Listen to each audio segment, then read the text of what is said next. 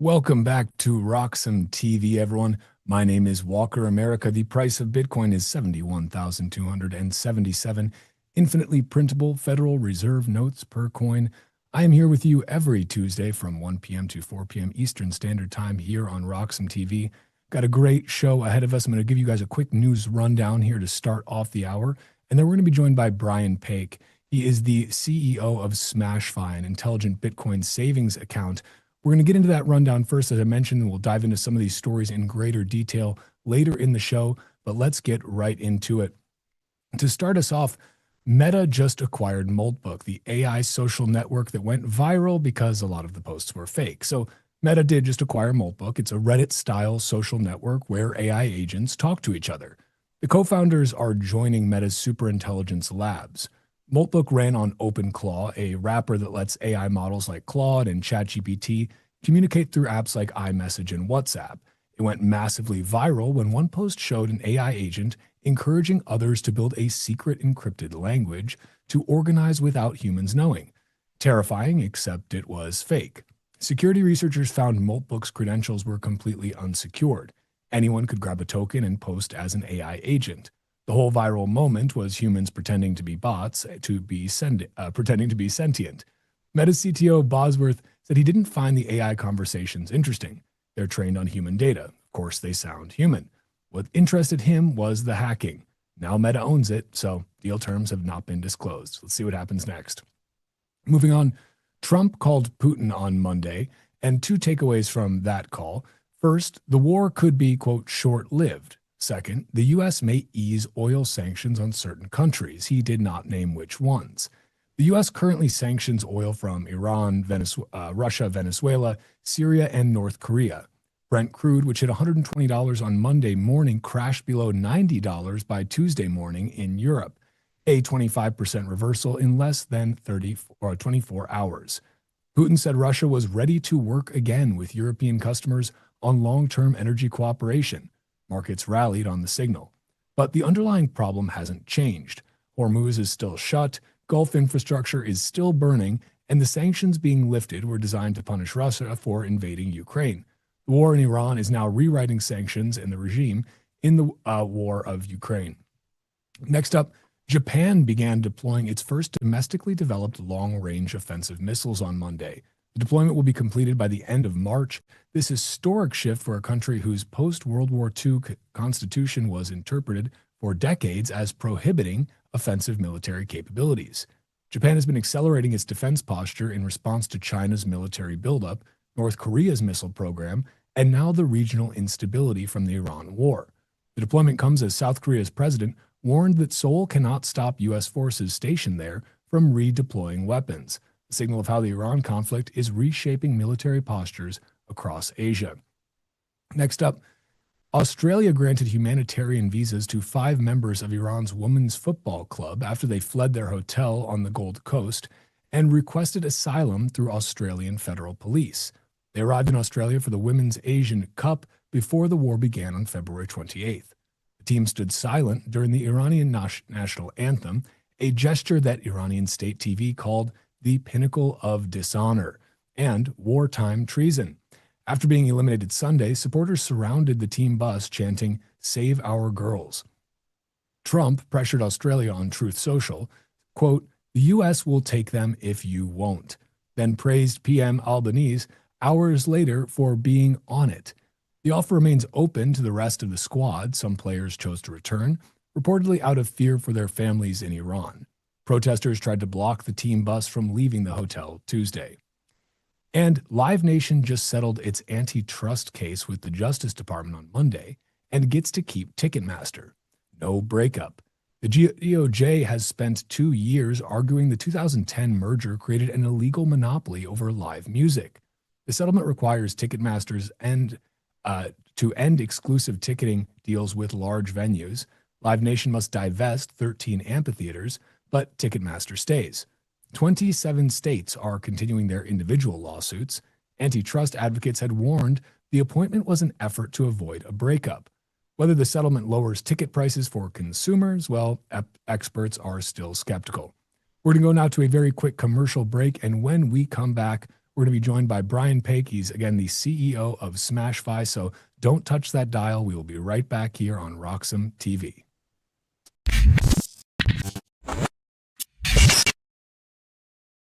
This is Alex. Alex spends most of his time thinking like a trader, still deciding what to do with his Bitcoin. While Alex waits for the perfect entry, this is Laura. She's watching the S&P drop. Everyone is suddenly a macro expert. She doesn't panic. This is Tom. No screens, no noise, no stress. While Tom focuses on his swing, his Bitcoin focuses on compounding. Because Bitcoiners don't want more dollars. They want more Bitcoin. I want more Bitcoin. The best move is letting your Bitcoin work while you plan the next one. Grow by Roxom. One currency, one place.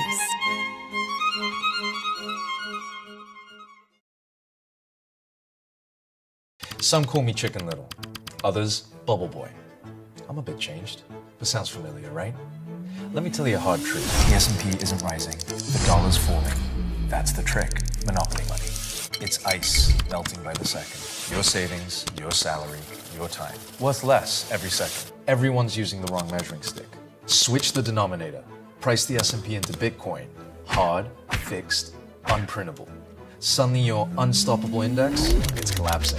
And while you cling to dollars, well, Wall Street already switched. Before, you needed 2 brokers. Still getting my ninja bonus though, right?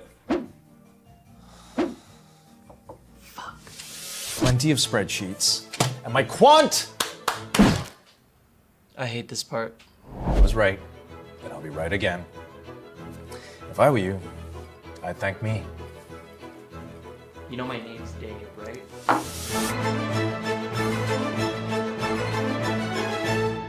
Security matters. Zappo Bank. The only way to bank your Bitcoin. Apply now at zappobank.com. So, tell us about your furry friend here. What's his name? Oh, this? This is Bitcoin. Bitcoin. It's not just a cat, he's family. Quite a name, and I must say, looks quite pampered. Oh, absolutely. Bitcoin deserves nothing but the best. He's my little prince. But with such a valuable pet, aren't you afraid of losing him? Losing Bitcoin? No, it never happened before, so it's not something I worry about. Excuse me for a moment. Bitcoin, stay here, right?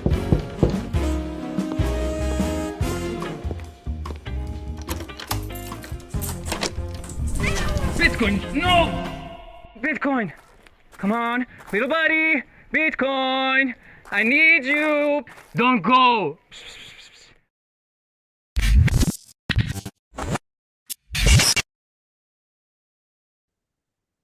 Welcome back to RoxomTV, everyone. I'm Walker America. The price of Bitcoin is $71,100 infinitely printable Federal Reserve notes per coin, and we're going to keep right on rolling here on RoxomTV. I'd like to welcome our guest to the stage, Brian Paik. He's the CEO of SmashFi, an intelligent Bitcoin savings company.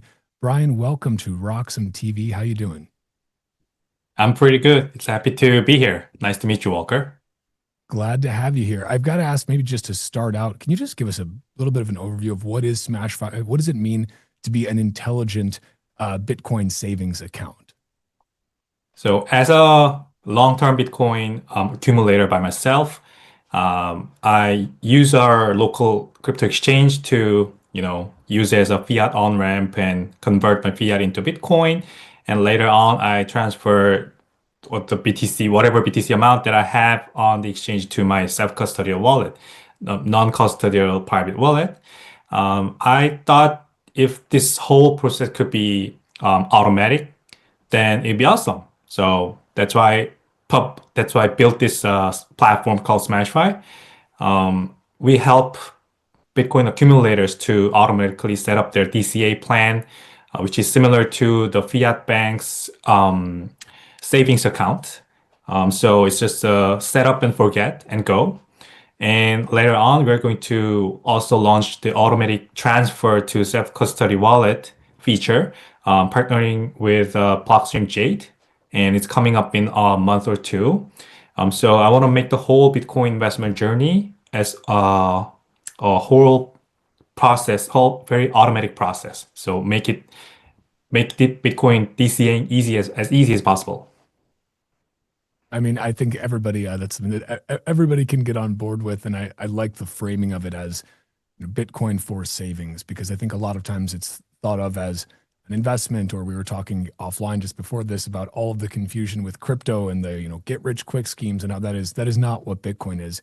I want to get into some of that a little bit and sort of some of what you're seeing from the other side of your work around Bitcoin education. But first, I do want to ask you about this dynamic DCA that you guys have and what sort of the advantages are of that over traditional DCA, just DCA, a plain old DCA. Can you explain what is this dynamic DCA? How does this work?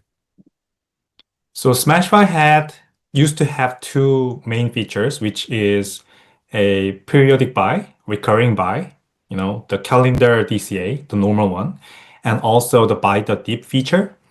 And I kind of conducted an analysis on the last year's transaction data that Smashify has, and I found out something interesting about the data, and the users that used buy the dip feature had 3.57% advantage on their average purchasing price throughout the year. So, okay, this is an interesting fact because based on reverse analysis, which was published in 2023, I guess, the periodic buy and buy the dip don't make any meaningful differences. But based on our data, buy the dip actually is advantageous over than the periodic buy. So this year, we've rolled out a new feature called Auto Buy Plus. It's something that's providing the dynamic DCA feature. So it captures the right moment when the algorithm must aggressively purchase Bitcoin. So whenever price drops like 10% or 15% over a few days, then during this period, this bot increases the purchasing amount and also the periods of buying. So it decreases the average purchasing price of the user and stacks more sats during the period. And I thought Bitcoin is a savings technology, right? But what's different from the fiat bank's savings account is Bitcoin has this unique environment, which is high volatility. Fiat doesn't have any volatility, so you can just set up a savings account and forget about it. Then whatever amount you set up is automatically deducted from your checking account and goes into the savings account every month, maybe on your paycheck day, and the yield is accruing on the account. But we can have the similar thing on Bitcoin side, but Bitcoin has this high volatility. So whenever you can capture this volatility, then the volatility becomes the opportunity to stack more sats. I wanted to provide something useful for the daily Bitcoin accumulators and capture these opportunities, and that's what I do. Okay, so that's interesting.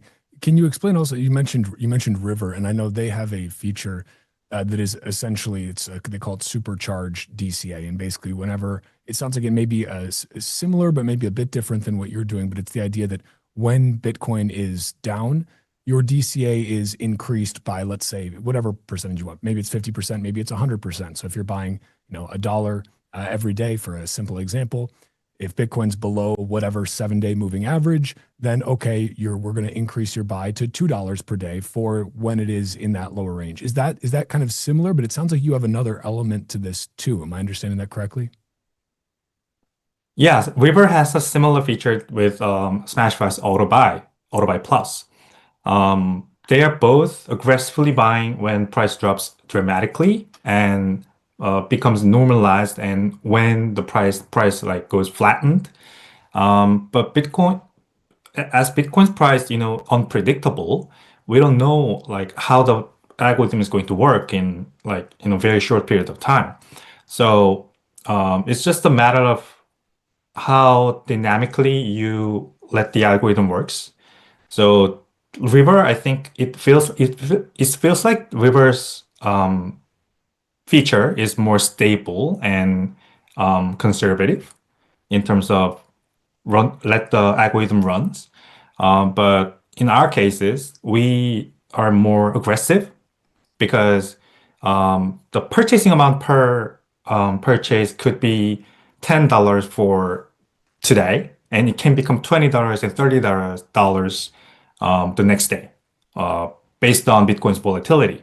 We also look at Bitcoin's 30-day or 60-day average volatility and decide how much amount we're going to put into users per purchase for users per purchase amount. So it's a similar feature, but with different levels of aggressiveness. I love these sorts of strategies because I think generally what I have always recommended to people who are, whether friends, family, strangers on the internet, who are asking about what's the best way to start buying Bitcoin, regardless of where you send them. I try not to send anyone anymore to these shitcoin casinos that are pumping a thousand different tokens because I don't want them to be distracted by that. But I always tend to tell them, look, when you're just starting out, you are going to be most comfortable. You're going to sleep best at night when you're dollar cost averaging. But obviously there are, if you're automatically going to be getting more sats for your dollar or for your won when the price is down, when the Bitcoin price is down, the fiat price. But that being said, it seems like you're kind of taking that to another level, similar to what River's done, and that, okay, we know that you want to buy as much as possible. Ideally you want to buy when it's low and keep things relatively steady when it's rising or when it's flat, right?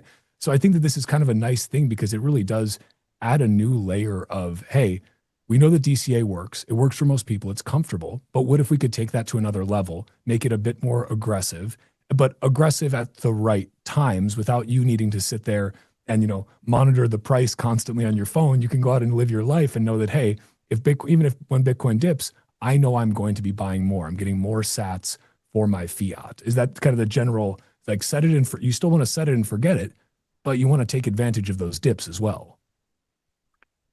Yeah, basically what you just explained is pretty much everything that I wanted to talk to you. But on top of that, I also wanted to make the Bitcoin holder distribution as individual focused as possible. So based on Reverse another report that's rolled out recently, they estimate the Bitcoin holder distribution will be institution focused in about 5 or 10 years. So I don't really want it to happen. Bitcoin is for individuals. It's people's money. So I always think about this. Why do people leave their Bitcoin on crypto exchanges? Because it's convenient, right? So we need more Bitcoin only banks like River and Strike and these things. So Smashify is just another Bitcoin only crypto exchange, a Bitcoin only exchange, but with a slightly different angle. I value self-custody as the most important thing for Bitcoin accumulators. So River and Strike and also Smashify, we are all custodial platforms, just like crypto exchanges like Binance. But River and Strike, they both roll out the proof of reserve report every quarter or every month. But in my opinion, it's not enough. So the ending process of the Bitcoin investment journey is self-custody. So I wanted to make the self-custody as easy as possible too, just like the DCA. So I want to make DCA Bitcoin automatically transferred to each user's non-custodial wallet. So that's why I'm partnering with Blockstream Jade to register for the users to register their XPub on the Smashware platform and set up the transfer plan, like period and amount of the Bitcoin they want to transfer to their Jade wallets. So make the Bitcoin DCA just like the fiat bank's savings account. That's my approach, different from River. I like that approach a lot because again, I think that we should be, self-custody may not be for every single person on the planet, right? We don't have enough UTXOs to go around. But that being said, if you're accumulating Bitcoin right now and you're paying attention to this and you want to get the full benefits of Bitcoin, well, you need to get rid of the trusted third party. Even in the cases of, as you called out, River and Strike and these companies that are Bitcoin only, they do have proof of reserves. They're certainly light years better than a crypto casino in terms of how they handle things. But still, and I'm sure even the people at those companies, I know for a fact that they would agree, you should take your Bitcoin into self-custody. And so can you talk a little bit about, you said this feature is going to be rolling out soon that you did in a partnership with Blockstream Jade. Basically, you're just trying to make sure that it is going to be as automatic as the DCA buys are and the buying the dip. You want to make the self-custody aspect automatic as well, essentially, too. Is that a fair statement? Yes, and it has two main features. One is education, and one is the self-custody. I have my own YouTube channel for Korean Bitcoiners, and I found out that there's a large demand from my subscribers to learn how the self-custody works. So I started this Bitcoin self-custody masterclass 6 months ago, and I've sold probably 300 to 400 Blockstream J devices to Korean people. And I found out that Blockstream Jade is quite well known to Korean publics. Korean people, they're interested in self-custody, and the most famous Bitcoin wallet that they use is usually the Korean company made, I forgot the name of the wallet, but Decent. Decent is the name of the wallet. And also Keystone. Keystone Pro is also one of the most famous ones in Korea. And I used Blockstream Jade to teach self-custody to these people because it's easy to use and also it has very advanced features as well. And I use Blockstream Jade as the daily Bitcoin self-custody for my Bitcoin self-custody. And I started to figure out that, okay, what if I teach how to use Blockstream Jade to the users of SmashFi, and also whoever want to learn whoever want to learn Bitcoin self-custody in Korea. And I sent this long message to Blockstream side on X through the DM, and they're very interested working with me. And also they have this unique sidechain called Liquid, right? So what you just described, the UTXO block problem, is can be easily managed by their help by utilizing Liquid sidechain, because the settlement layer of SmashFi is Binance, to be honest with you. So each purchase that the user each transfer is on chain, but each purchase is off chain. It's settled on Binance layer. So UTXO problem doesn't really occur. But what if the user's period of buy is really short? Then whenever they transfer their Bitcoin out of SmashFi into the Jade wallet, then the UTXO block problem could become a serious problem. So that's where we can partner with Blockstream to utilize Liquid. So we transfer the BTC into a Liquid layer and transfer Bitcoin there to minimize the UTXO problem and make the small amount Bitcoin transfer and in a very short period of time can be non-problematic as possible, if you understand what I mean. So these are the two angles that I try to have partnership with Blockstream. And there's an upcoming Bitcoin conference in Las Vegas in April, right? And I'm looking forward to meet with Blockstream people there and discuss more details about the partnership. I'll see you there as well. We'll get to meet in person. That'll be great. Let me ask you too. So you're using Liquid then as the transfer layer, just to avoid the problem of having, depending on what their periodic nature of their buys is. They may be having relatively small UTXOs, which could be unspendable in the future, depending. So using liquid for that, does it then work that if you hit a certain threshold in that liquid balance, it then converts it to on-chain layer one Bitcoin? Is that the idea? Yeah, that's the idea. And user can set the amount and period by themselves.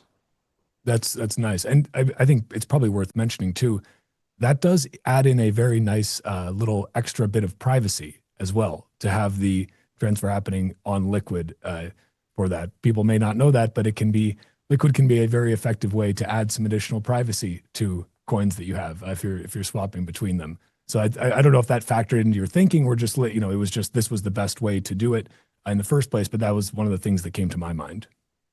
Yeah, there are actually many people here in Korea that are using Lightning Network and Liquid Network because of that reason. They automatically understand the layer 2 of Bitcoin as the ATM machine of cash. So when you withdraw your cash from the ATM machine, the government doesn't have any way to track the account balance anymore. So just like that, they understand, even though their knowledge of Bitcoin is very low, they understand the layer 2, like Liquid and Lightning as, you avoid the oversight of government, just like the ATM machine, because people are very concerned about the large government oversighting their cash balances. And they become interested in Bitcoin because of that. So proportionally, wealthy people get to know Bitcoin first because they find it as a savings tool that they can avoid government tracking down, and they're automatically interested in liquid chain because of the privacy issue.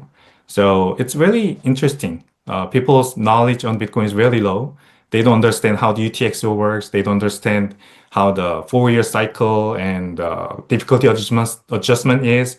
But they almost always, I found out they know what the layer 2 is. So privacy issue is the very big thing in Korea. I mean, that's great to hear. And again, I'm always kind of surprised that liquid is not used more for these types of things by people more broadly. Like I'll bring this up to people and they'll, what do you mean? But there are a lot of benefits that you can get from that, especially even on Aqua Wallet. It's one I use a lot of different Bitcoin wallets. I like Aqua because you can swap very easily between liquid and on chain and Lightning. They have a lot of different options there, and you can add in some nice layers of privacy to your Bitcoin stack just by doing that simple thing, which I hope that more people take advantage of. I do want to ask you as well about the state of kind of Bitcoin adoption versus, let's say, crypto adoption in Korea. You mentioned you have this YouTube channel. You're educating people in Korea. What are you seeing in terms of the broad state of adoption in Korea? How does it compare to other Asian nations? What are you seeing from that perspective? So Korea has a really unique situation where 99% of the Bitcoin investors are just crypto native, short-term minded investors.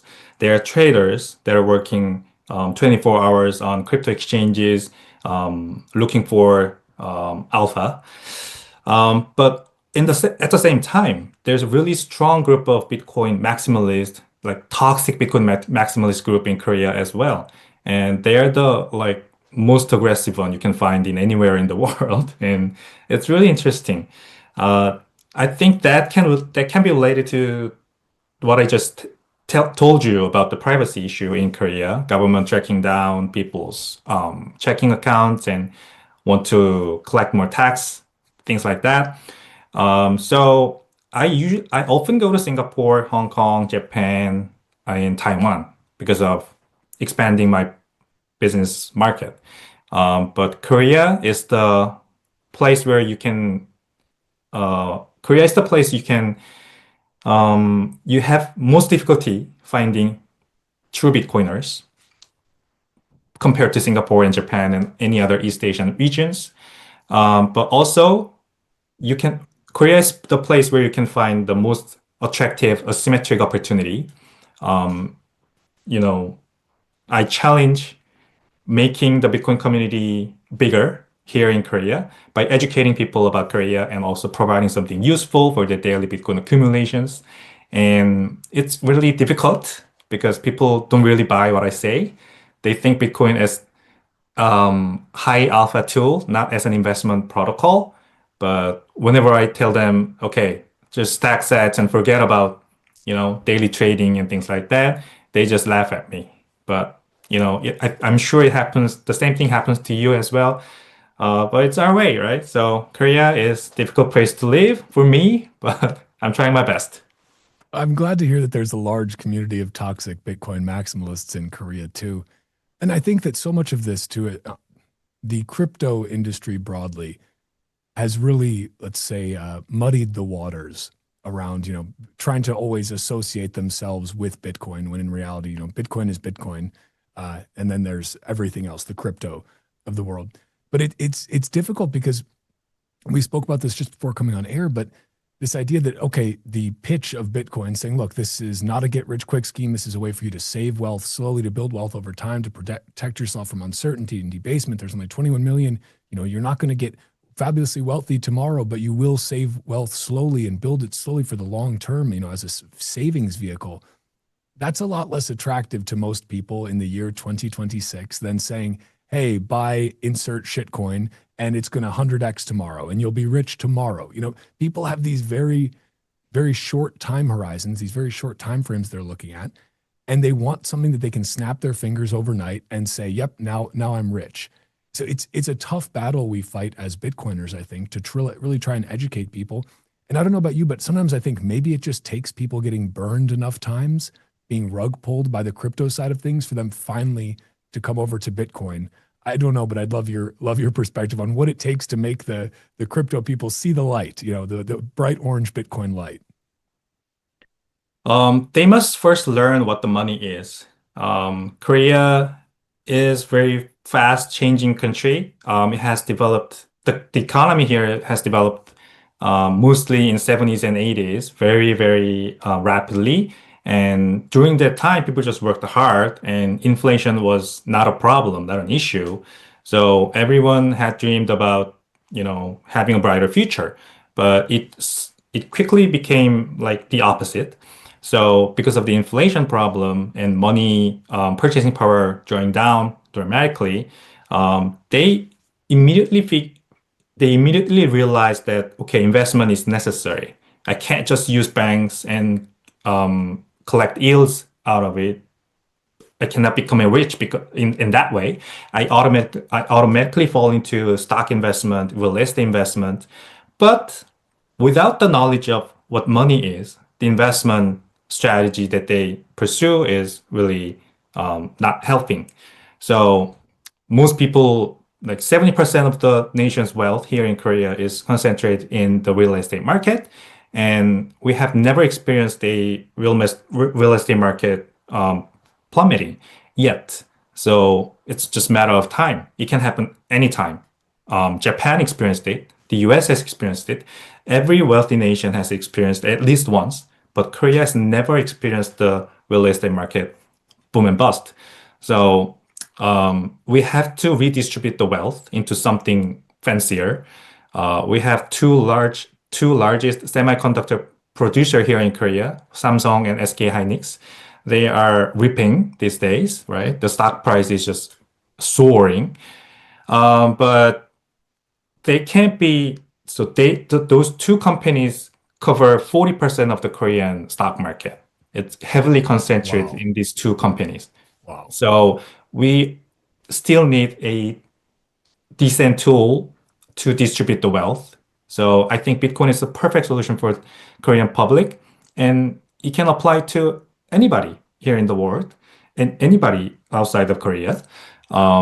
People must learn what the money is first. So read Bitcoin Standard. And I personally really liked Big Batia's layered money to understand what the pyramid structure of money is. And also Andres Antonopoulos' Internet of Money. It was really helpful. So reading these materials will make people become like a little bit more expert in the area of money, understanding money. and they understand Bitcoin automatically. And crypto is not money. They are just something similar to blue chip stocks in 90s and early 2000s. And we don't know what's going to happen to them. They can maybe backflip or side flip on blockchain, do whatever they want to do on blockchain, but it's not really, you can't really foresee a future that they can provide something useful to the general public. And Bitcoin has already accomplished that goal, and it's just a matter of time that the vast majority of people will use Bitcoin for their daily transaction tool, payment settlement layer, and also the store of wealth, the hardest money ever existed. That is extremely well said, and I agree wholeheartedly. I'd like to ask you as well, you talked a bit about, okay, the perception of Bitcoin from the perspective of the crypto traders, right? How they're looking at Bitcoin. In terms of the, let's say, the broader perspective of people that you talk to, in terms of just people, they don't have any exposure to Bitcoin nor to crypto. They're not traders. Maybe they have a lot of, wealth in real estate or in the stock market, whatever it may be. Is there a pretty good general awareness of, yes, Bitcoin exists, but is the perception that it's too risky, it's too volatile? Is the perception something else? Or is it just, it's maybe not on a lot of people's radar? It's maybe ignored by a lot of the, let's say, traditional investors. What's your perspective there?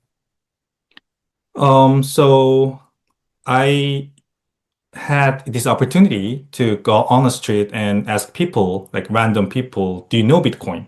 And I showed them the symbol of Bitcoin and asked them literally, do you know what this symbol is? And I asked 15 or 16 different people, and they all said no. They didn't recognize the Bitcoin symbol was. And one of the groups was from the tourists from Thailand. And these young ladies told me this is Thai baht symbol. And wow. Yeah, this is, you can easily find this kind of ignorance on Bitcoin in Korea. So people don't really care about Bitcoin yet. They listen to the news. Okay, Bitcoin price like soared yesterday. It has gone up 20% for the last couple of months. Then they get interested in and they install a crypto exchange app and they buy altcoin with fancy names instead of buying Bitcoin. So they listen to Bitcoin price going up on news, but they don't buy Bitcoin. They just consider all these other altcoins as same as Bitcoin, and they call them Bitcoin, and they think they're investing in Bitcoin. So they don't know the difference. So this is the general public's perception on Bitcoin. But institutional players are different. They are very interested in building financial products on top of Bitcoin. And it's because of the regularity, it's because of the law and the regulation environment here in Korea is very lagging behind. These institutions cannot do anything. Like they don't even, they haven't even launched a proper Bitcoin ETF yet. So in institution and retail, both sides, we are lagging behind the rest of the world. That's Korea. That's fascinating that out of doing those man on the street interviews, you went to that many people. And I mean, you'd think that even you'd have at least seen the symbol or heard of the name, but sometimes you have to realize that, boy, in the Bitcoin space, we are still in a bit of a bubble. I think, I would guess, I'm guessing most people in America would have at least been able to recognize the Bitcoin symbol. But now that you say that, I don't know, I might have to test this for myself and do a little random sampling, because sometimes we think that because we're so immersed in it, we're paying attention to it every day, we're talking about it every day, we assume that other people must at least be aware. But I think that that's what you just said is such a great example of the fact that we still need so much more Bitcoin education.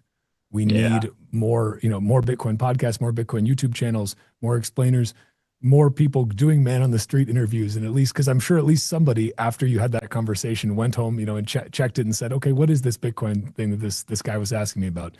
But we're still so early, Brian. We're so very early. But I think it's easy to forget that sometimes, That's true. So I always like to see outside of the Bitcoin world and take the perspective there. That's why I also invest in some stocks with very small amount of money. either in the US or in Korea, because I want to keep pace with the rest of the world, because I spend most of the time in my office building this product for Bitcoin investors, and I do my Bitcoin podcast on YouTube. So when I just stay here, then I don't know what's going on outside of the world. So it's always important to keep the pace with both worlds and try your best to connect these two worlds with the best solution you can possibly make. Yeah, I like that approach, and I've really enjoyed this conversation here, Brian. I'm glad we got a chance to meet.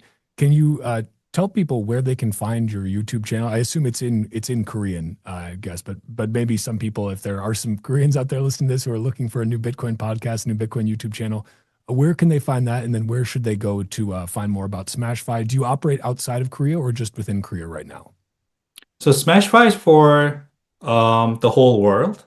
We are currently blocking the new registration from the US because of the regulation issue. We're trying to acquire MSB from state of Montana. So we're on the process right now. Once we acquire that, we can start providing SmashFi to the American citizens as well. We're looking forward to that.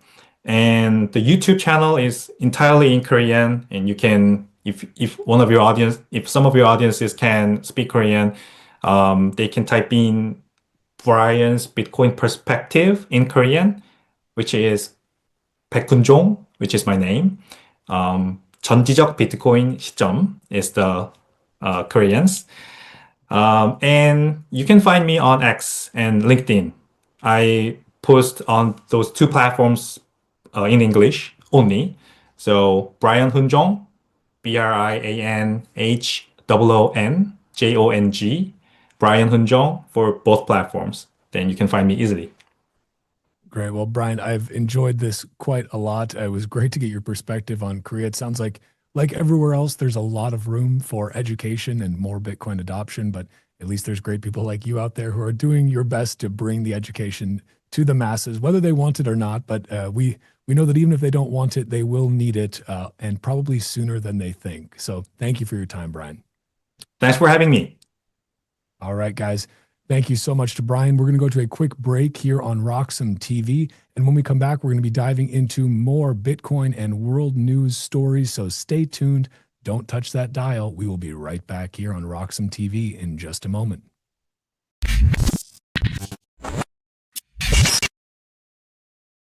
This is Alex. Alex spends most of his time thinking like a trader, still deciding what to do with his Bitcoin. While Alex waits for the perfect entry, this is Laura. She's watching the S&P drop. Everyone is suddenly a macro expert. She doesn't panic. This is Tom. No screens, no noise, no stress. While Tom focuses on his swing, his Bitcoin focuses on compounding. Because Bitcoiners don't want more dollars. They want more Bitcoin. I want more Bitcoin. The best move is letting your Bitcoin work while you plan the next one. Grow by Roxom. One currency, one place.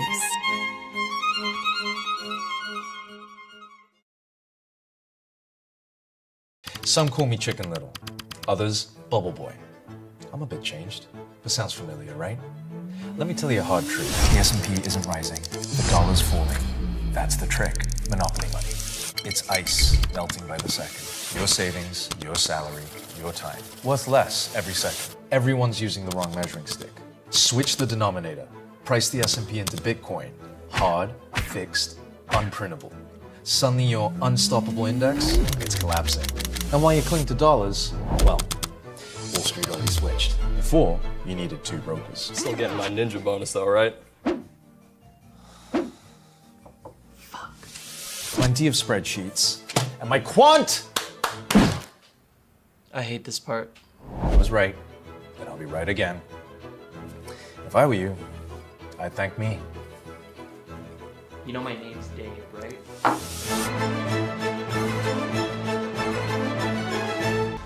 Security matters. Zappo Bank. The only way to bank your Bitcoin. Apply now at zappobank.com. So, tell us about your furry friend here. What's his name? Oh, this? This is Bitcoin. Bitcoin. He's not just a cat, he's family. Quite a name, and I must say, looks quite pampered. Oh, absolutely. Bitcoin deserves nothing but the best. He's my little prince. But with such a valuable pet, aren't you afraid of losing him? Losing Bitcoin? No, it never happened before, so it's not something I worry about. Excuse me for a moment. Bitcoin, stay here, right?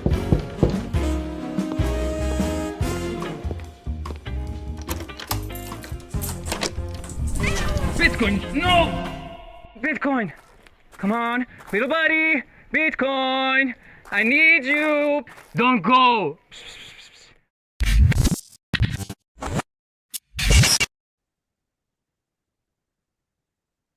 Welcome back to RoxomTV, everyone. My name is Walker America, here with you every Tuesday from 1 p.m. to 4 p.m. Eastern Standard Time.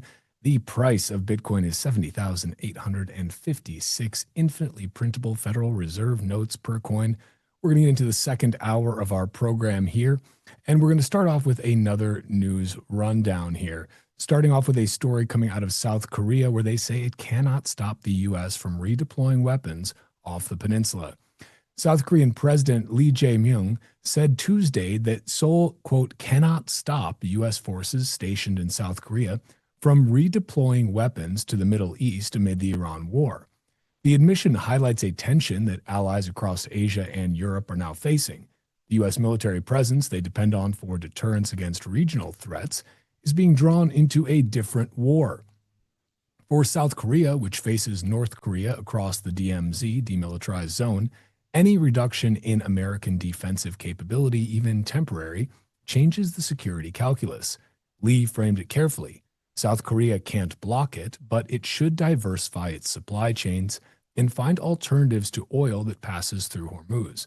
The subtext: even America's closest military partners are starting to plan for a world where U.S. attention is elsewhere.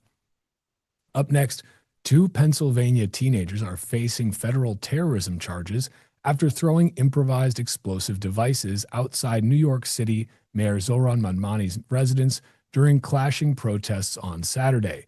The investigation is being treated as ISIS-inspired terrorism. The 2 told investigators they had watched ISIS videos. The incident began when pardoned January 6 rioter Jake Lang organized an anti-Islam protest he called the Stop the Islamic Takeover of New York City outside of the home of the city's first Muslim mayor during Ramadan. About 20 people showed up, but a 125-person counter-protest formed. Tensions escalated, and the IEDs were thrown 20 minutes later amid shouts of Allahu Akbar. Mamdani and his wife were not home. There were 6 arrests total.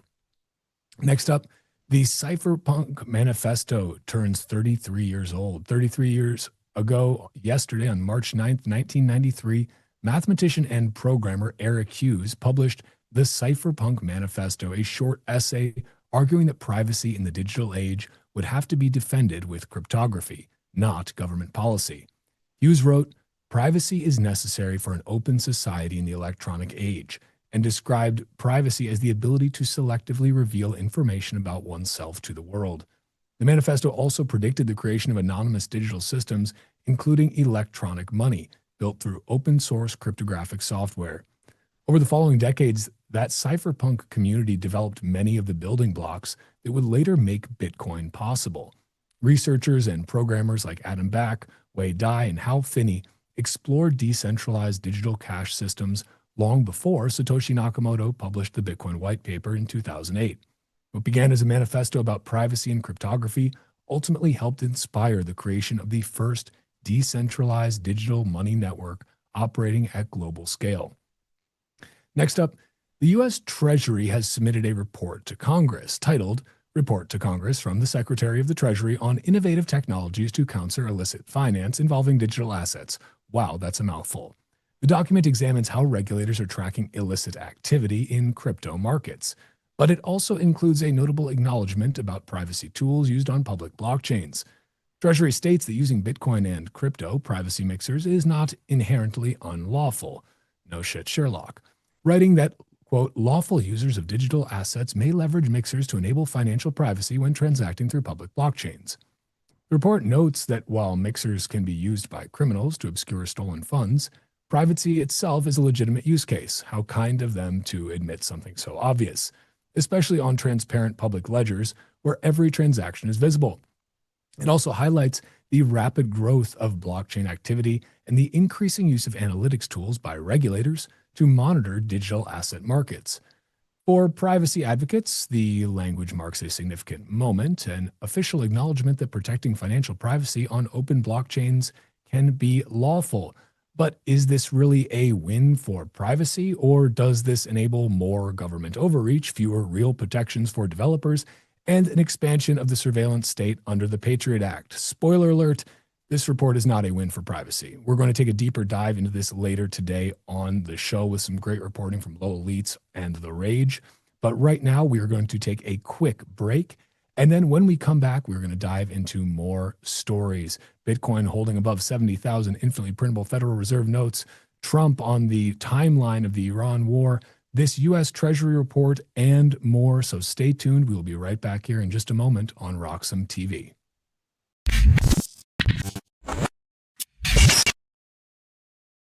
This is Alex. Alex spends most of his time thinking like a trader, still deciding what to do with his Bitcoin. While Alex waits for the perfect entry, this is Laura. She's watching the S&P drop. Everyone is suddenly a macro expert. She doesn't panic. This is Tom. No screens, no noise, no stress. While Tom focuses on his swing, his Bitcoin focuses on compounding. Because Bitcoiners don't want more dollars. They want more Bitcoin. I want more Bitcoin. The best move is letting your Bitcoin work while you plan the next one. Grow by Roxom. One currency, one place.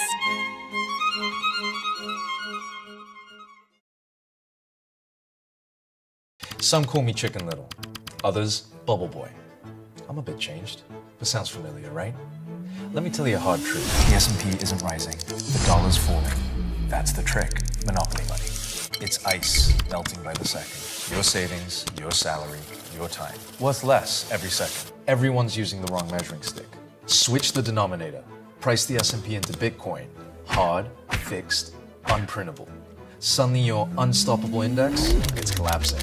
And while you cling to dollars, well, Wall Street already switched. Before, you needed 2 brokers. Still getting my ninja bonus though, right?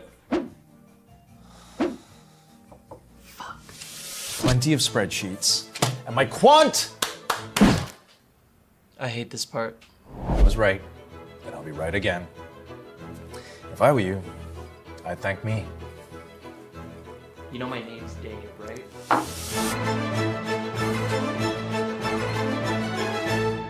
Security matters. Zappo Bank. The only way to bank your Bitcoin. Apply now at zappobank.com. So, tell us about your furry friend here. What's his name? Oh, this? This is Bitcoin. Bitcoin. It's not just a cat, he's family. Quite a name, and I must say, looks quite pampered. Oh, absolutely. Bitcoin deserves nothing but the best. He's my little prince. But with such a valuable pet, aren't you afraid of losing him? Losing Bitcoin? No, it never happened before, so it's not something I worry about. Excuse me for a moment. Bitcoin, stay here, right?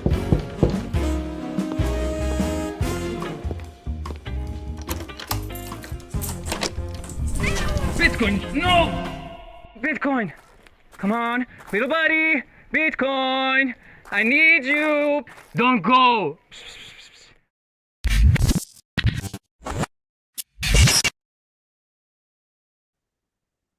Welcome back to RoxomTV, everyone. My name is Walker America, and Bitcoin is currently holding above 70,000 infinitely printable Federal Reserve notes per coin.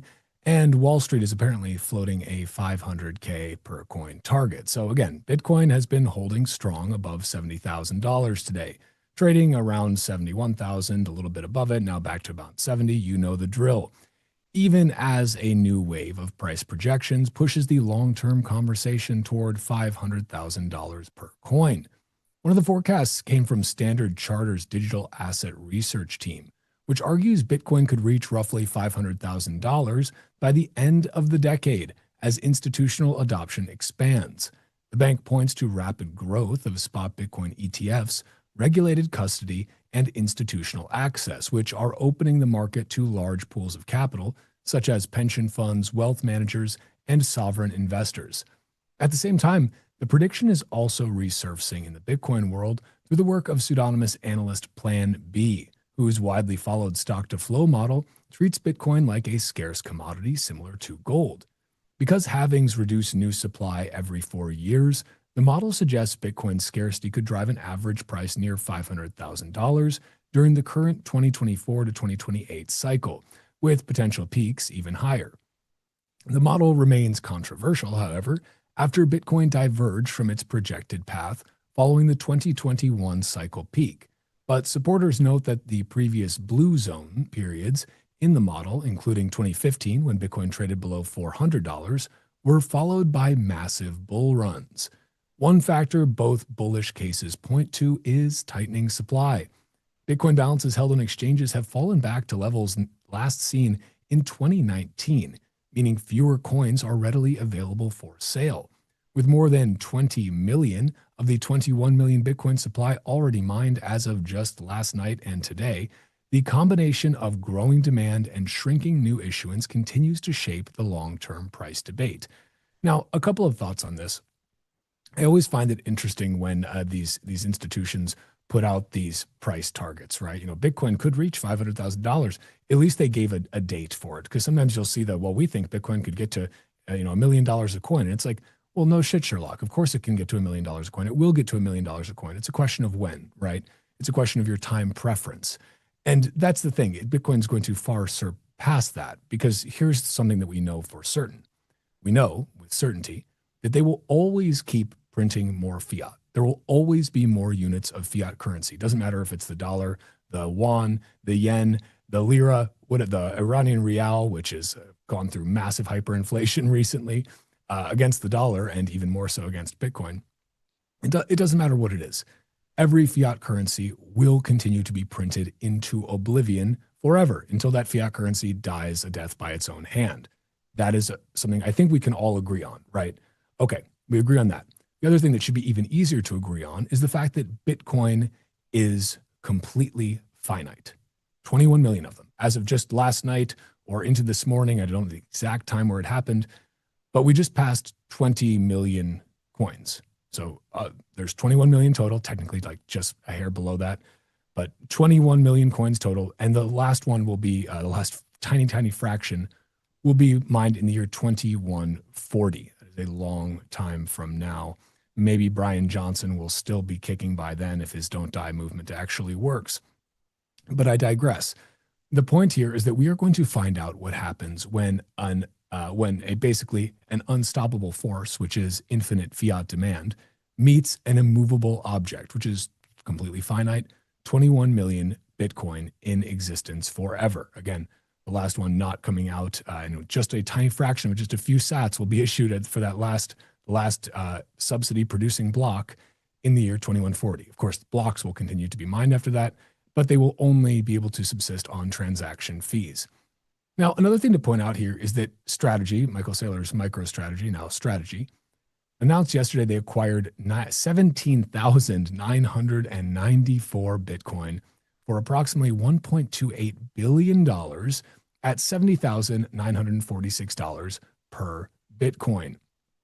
As of 3/8/2026, Saylor announced we hodl 738,731 BTC acquired for $56.04 billion at $75,862 per Bitcoin.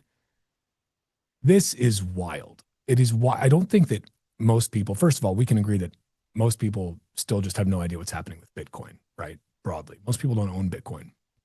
We're still at the innovators phase of Bitcoin adoption. We're at like less than 1% of adoption, right? Maybe less. I don't believe some of the numbers I see that say, oh, this amount of people, like a shockingly large amount of people own Bitcoin. Maybe that is a lot larger now because of ETF exposure. But okay, they have some sort of exposure. But in terms of people that actually own Bitcoin, actually understand what they own as well, and if they do, they hold it in self-custody because they really grok what it means to be able to hold your own keys, control your own money, be your own bank. So a very, very small percentage of people have any idea what I just even said right there. If you're listening and you do, congratulations, you're in a very small elite minority. I think probably an even smaller percentage understand the long-term game theory of what Michael Saylor is doing. Now, I would think it would be pretty obvious what he's doing. He knows that Bitcoin is completely finite. He may be on track to accumulate over 1 million Bitcoins. And I'm sure that's his goal. I'm sure his goal is to get as many of that 21 million as he can. But the man is buying up an incredible amount of Bitcoin every single week. He is buying throughout this bear market. I don't know how long this bear market's going to last. I don't have a crystal ball, but man, Saylor is taking advantage of it. You should be too. You should be DCAing. You should be or smash buying. Do whatever you want. Just make sure you are ending up with more sats tomorrow than you had today. The fiat price is going to fluctuate. Fiat is a terrible measuring stick for value because, again, it's like a stretchy and elastic measuring stick. It's just a bad way to measure value because the denominator is constantly changing. With Bitcoin, we know the denominator. The denominator is always the same. It's always 21 million. Saylor understands this. He has literally bet his company on this, and it's worked out pretty darn well for them so far, even with this recent Bitcoin drawdown.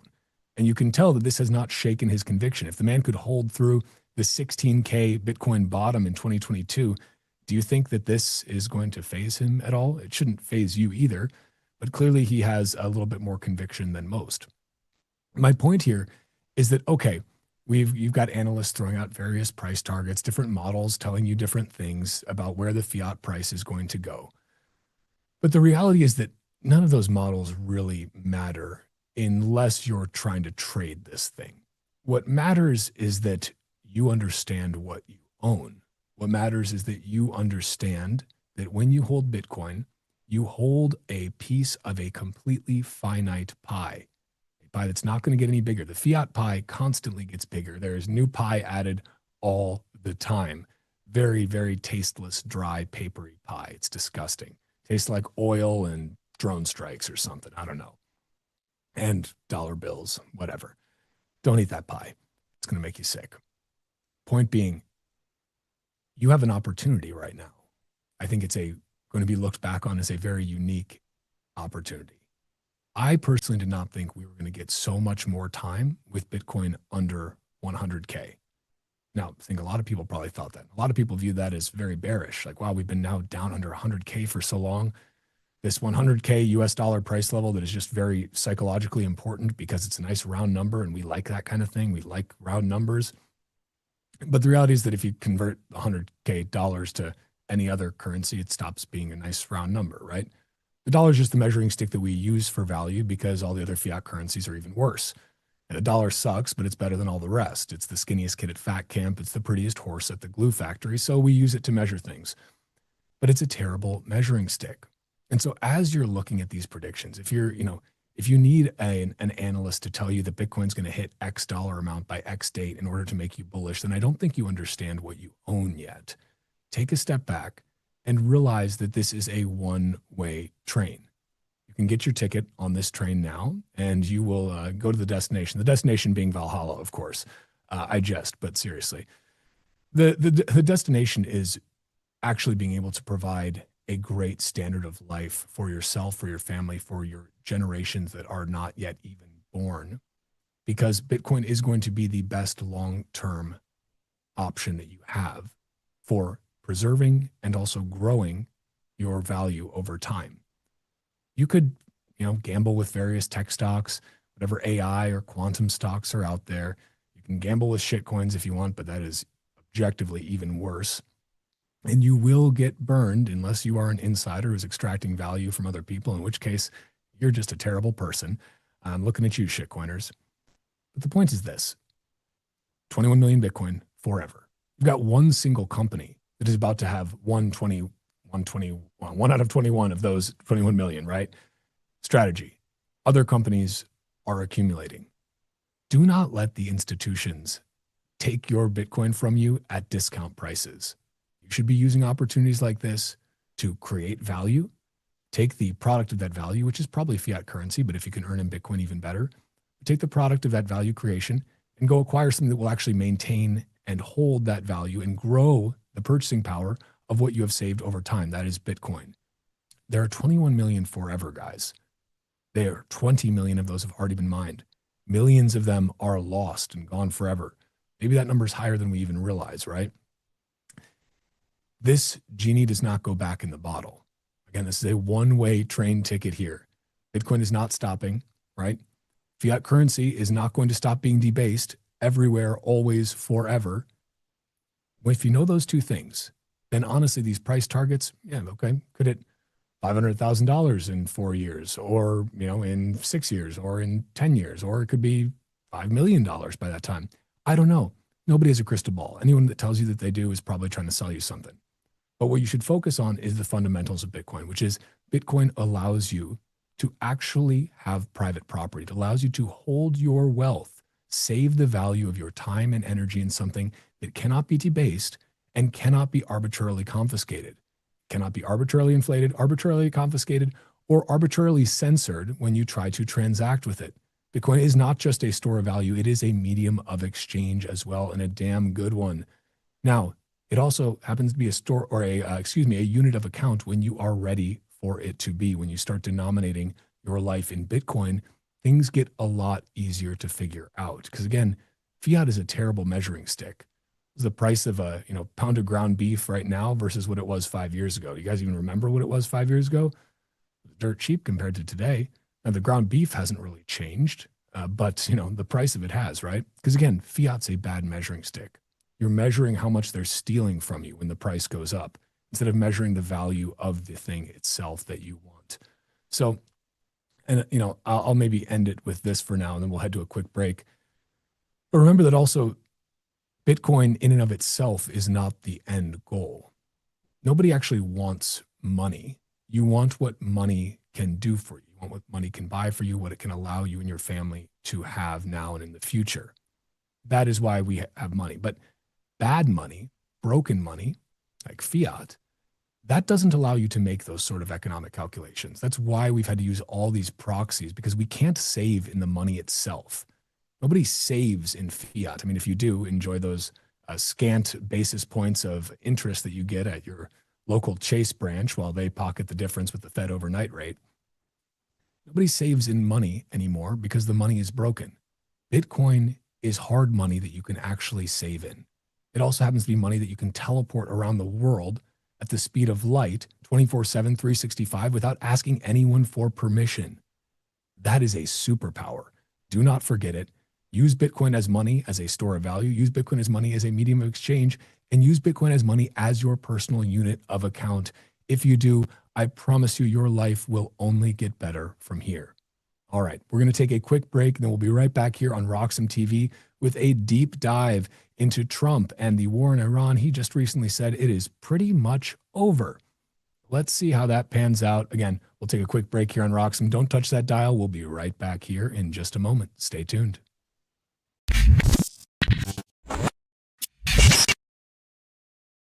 This is Alex. Alex spends most of his time thinking like a trader, still deciding what to do with his Bitcoin. While Alex waits for the perfect entry, this is Laura. She's watching the S&P drop. Everyone is suddenly a macro expert. She doesn't panic. This is Tom.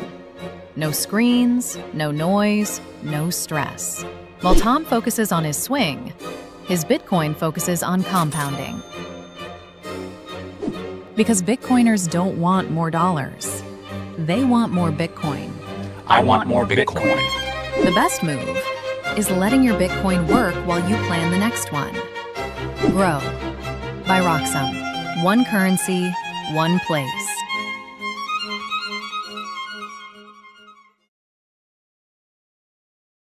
Some call me Chicken Little, others Bubble Boy. I'm a bit changed, but sounds familiar, right? Let me tell you a hard truth. The S&P isn't rising. The dollar's falling. That's the trick. Monopoly money. It's ice melting by the second. Your savings, your salary, your time. Worth less every second. Everyone's using the wrong measuring stick. Switch the denominator. Price the S&P into Bitcoin. Hard, fixed, unprintable. Suddenly your unstoppable index, it's collapsing. And while you cling to dollars, well, Wall Street already switched. Before, you needed 2 brokers. Still getting my ninja bonus though, right? Plenty of spreadsheets. And my quant! I hate this part. I was right, and I'll be right again. If I were you, I'd thank me. You know my name's Dave, right?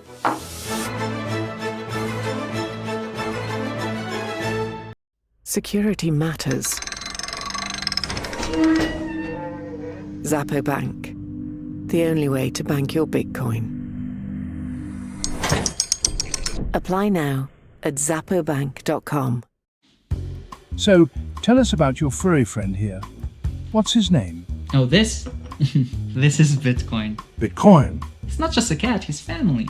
Quite a name, and I must say, looks quite pampered. Oh, absolutely. Bitcoin deserves nothing but the best. He's my little prince.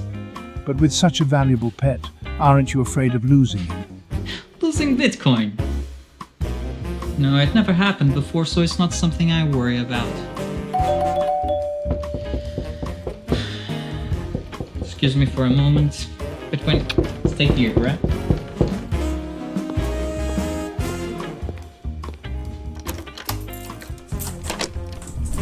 Bitcoin, no! Bitcoin, come on, little buddy, Bitcoin, I need you. Don't go.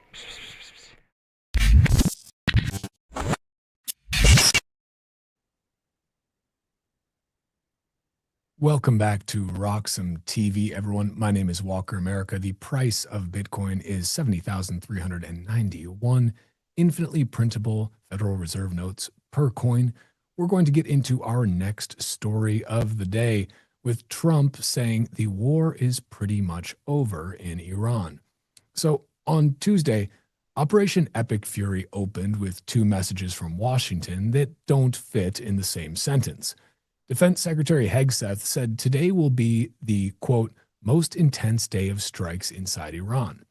The U.S. has struck more than 5,000 targets since February 28th and sunk or destroyed more than 50 Iranian naval ships. Iranian missile fire has dropped 90% compared to the opening days. At the same time, Trump told reporters the war could be over, quote, very soon. We're very proud to be involved in this, and it's going to be ended soon. And if it starts up again, they'll be hit even harder. On Iran, you called it an excursion. You said it would be over soon. Are you thinking this week it will be over? No, Are you talking but soon. about days? I think soon. Okay, and with respect Very to... soon. Look, everything they have is gone, including their leadership. In fact, there are 2 levels of leadership, and even actually, as it turns out, more than that. But 2 levels of leadership are gone.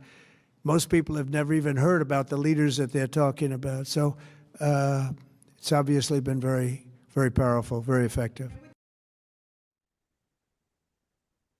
All right. Trump went as far as to encourage ships to pass through the Strait of Hormuz, warning Iran that a persistent blockade is unacceptable.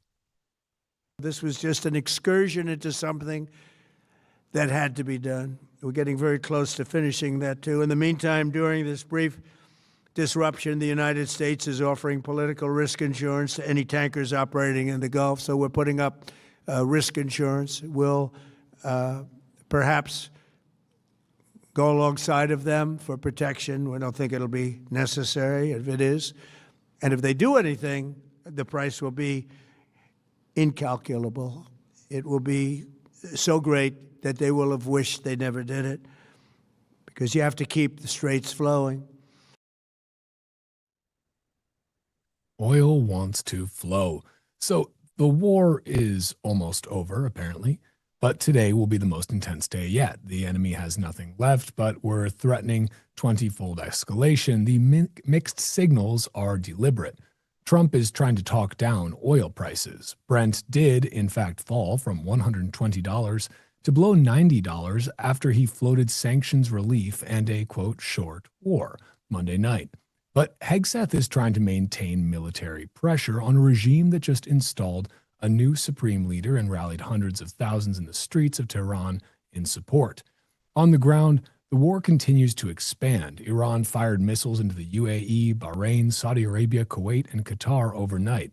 Bahrain reported a woman killed after a residential building was hit in Manama. Saudi Arabia intercepted 14 drones. A drone attack by Iran ignited a fire at Abu Dhabi's Ruwais oil refinery.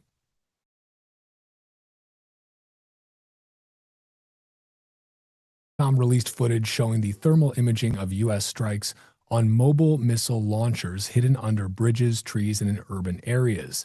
These operations target launch sites recently used. Hegseth was asked about reports that Iran's new supreme leader, Mojtaba Khamenei, may have been wounded. He declined to confirm. However, Iranian state TV referred to Khamenei as being wounded by the enemy. Now, the oil whiplash here, it had its most volatile 24-hour stretches in market history. Brent crude hit $120 Monday morning on the new Supreme Leader announcement and fresh Iranian attacks around the Gulf. By Tuesday morning in Europe, it had crashed below $90, a 25% plus drop. And the trigger for the collapse was Trump. Again, in rapid succession Monday evening, he said the war could end pretty soon, announced he was waiving oil sanctions on unnamed countries, spoke with Putin about Russian oil supply, and threatened Iran with being hit 20 times harder if it blocks Hormuz. Markets latched on to the dovish signals. The G7's discussion of an emergency reserve release added to the sense that supply relief was coming. But the underlying fundamentals haven't changed. Hormuz is still effectively shut. Gulf refineries and desalination plants are still being hit, and Hegseth is promising the most intense bombing campaign yet. Trump is simultaneously talking oil prices down and escalating the war that is driving them up. It worked for 24 hours. Whether it works for a week or more depends entirely on whether the soon he promised has any basis in military reality, or whether it was marked intervention disguised as a peace signal. Egypt, which imports much of its fuel, hiked gas prices 17% overnight to keep domestic production stable. Lines at gas stations across Southeast Asia, the Philippines, warned of the biggest fuel price increase in years. The oil market is no longer trading on supply and demand. It's trading on which, quote, Trump quote, to believe. Now, Hegseth used a revealing phrase at Tuesday's briefing. This is not another forever war. It's worth noting the reassurance was unprompted. Parallels are uncomfortable. The U.S. is conducting a massive air campaign against a Middle East country, destroying its military infrastructure and openly calling for regime change. But nobody has explained what happens after the bombing stops. Iran's new supreme leader has the IRGC behind him. Hundreds of thousands rallied in Tehran in his support. Foreign Minister Arachi told PPS on Monday that Iran is prepared to keep attacking for as long as it takes, or as long as it's able, I would guess. The U.S. intelligence community's own assessment said a large-scale assault was, quote, unlikely to topple the government. So, the Pentagon is destroying Iran's military capacity. That much is very real, and the 90% drop in missile fire proves it. But military degradation and regime change are not the same thing. The first can be achieved from the air, the second usually cannot. And the space between those two outcomes is where 2003 lives. Hegseth says, quote, our will is endless, but also, quote, this is not protracted. Trump says the war is pretty much over, but also threatens to hit Iran 20 times harder. Contradictions aren't mistakes. They're the sound of an administration that knows how to start a war and hasn't yet figured out how to define winning one. Now, while the world watches U.S. strikes on Tehran, Iran is waging a parallel war against every country within missile range. And it's the Gulf states paying the highest price. Iran's position is that it's not attacking these countries, it's attacking American bases and assets that happen to be on their soil.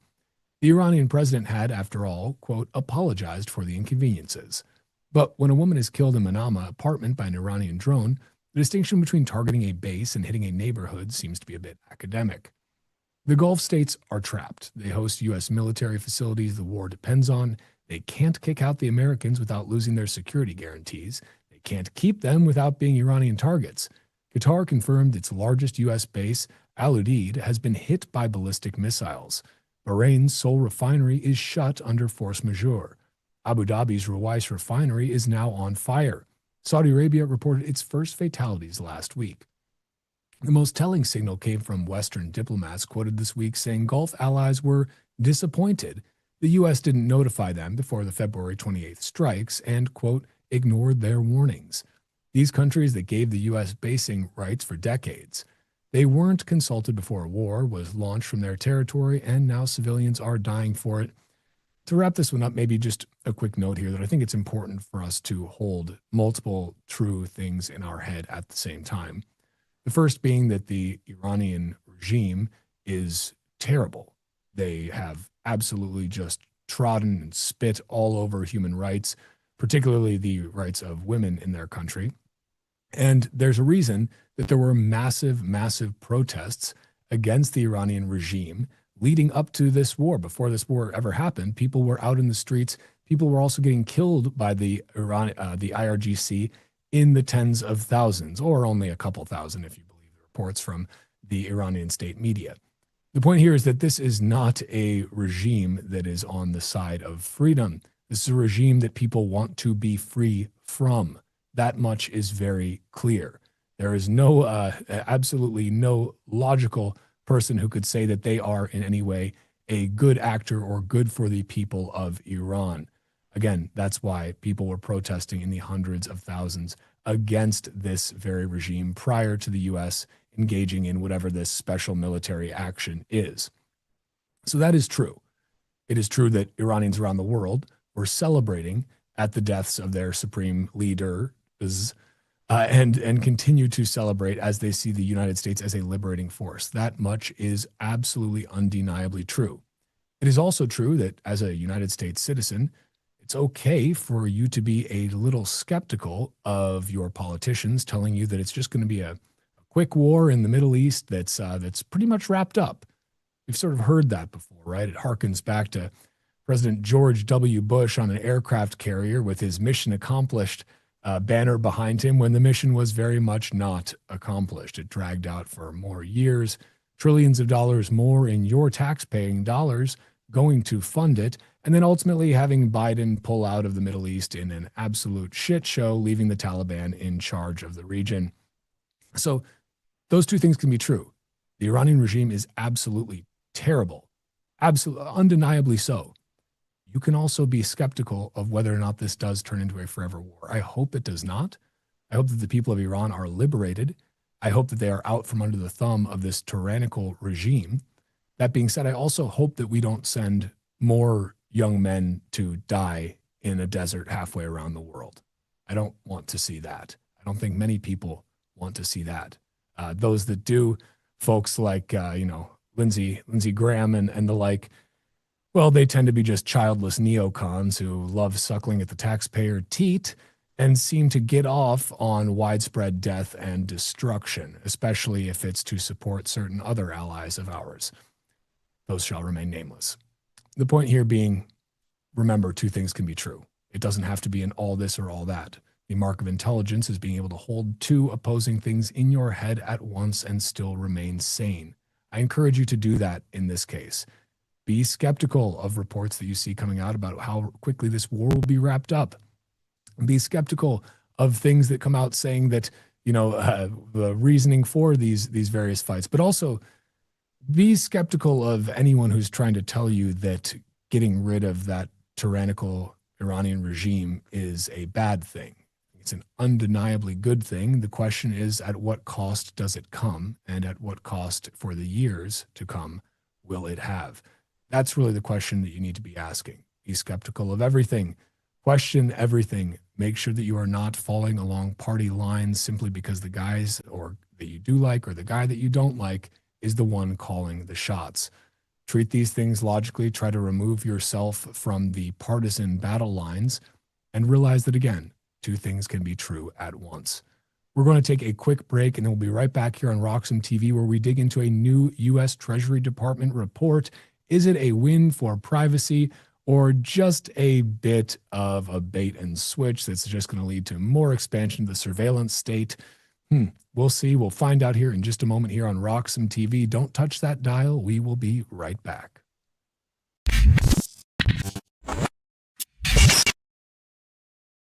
This is Alex. Alex spends most of his time thinking like a trader, still deciding what to do with his Bitcoin. While Alex waits for the perfect entry, this is Laura. She's watching the S&P drop. Everyone is suddenly a macro expert. She doesn't panic. This is Tom. No screens, no noise, no stress. While Tom focuses on his swing, his Bitcoin focuses on compounding. Because Bitcoiners don't want more dollars. They want more Bitcoin. I want more Bitcoin. The best move is letting your Bitcoin work while you plan the next one. Grow by Roxom. One currency, one place.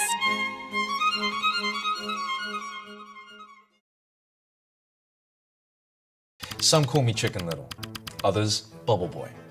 I'm a bit changed, but sounds familiar, right? Let me tell you a hard truth. The S&P isn't rising. The dollar's falling. That's the trick. Monopoly money. It's ice melting by the second. Your savings, your salary, your time. Worth less every second. Everyone's using the wrong measuring stick. Switch the denominator. Price the S&P into Bitcoin.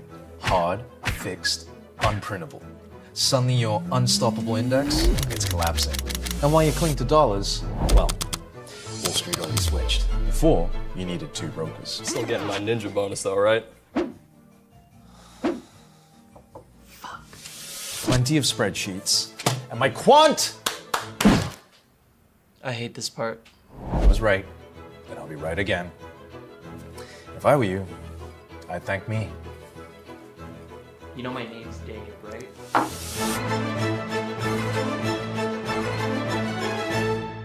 Security matters.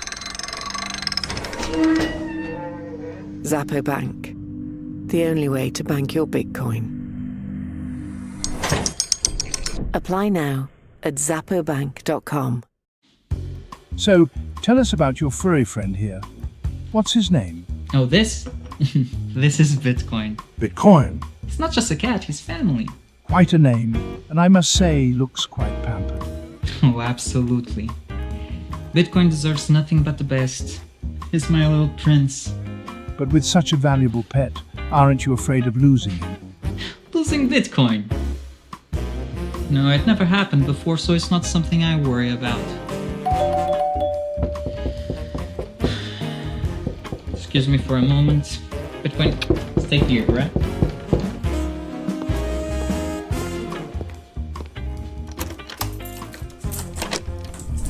Bitcoin, no! Bitcoin, come on, little buddy, Bitcoin, I need you. Don't go.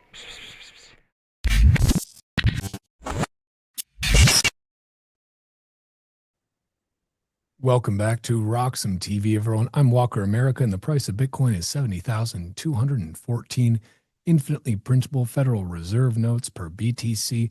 We're going to dive into our next deep dive story of the day because the U.S. Treasury has submitted a new, quote, report to Congress from the Secretary of the Treasury on innovative technologies to counter illicit finance involving digital assets.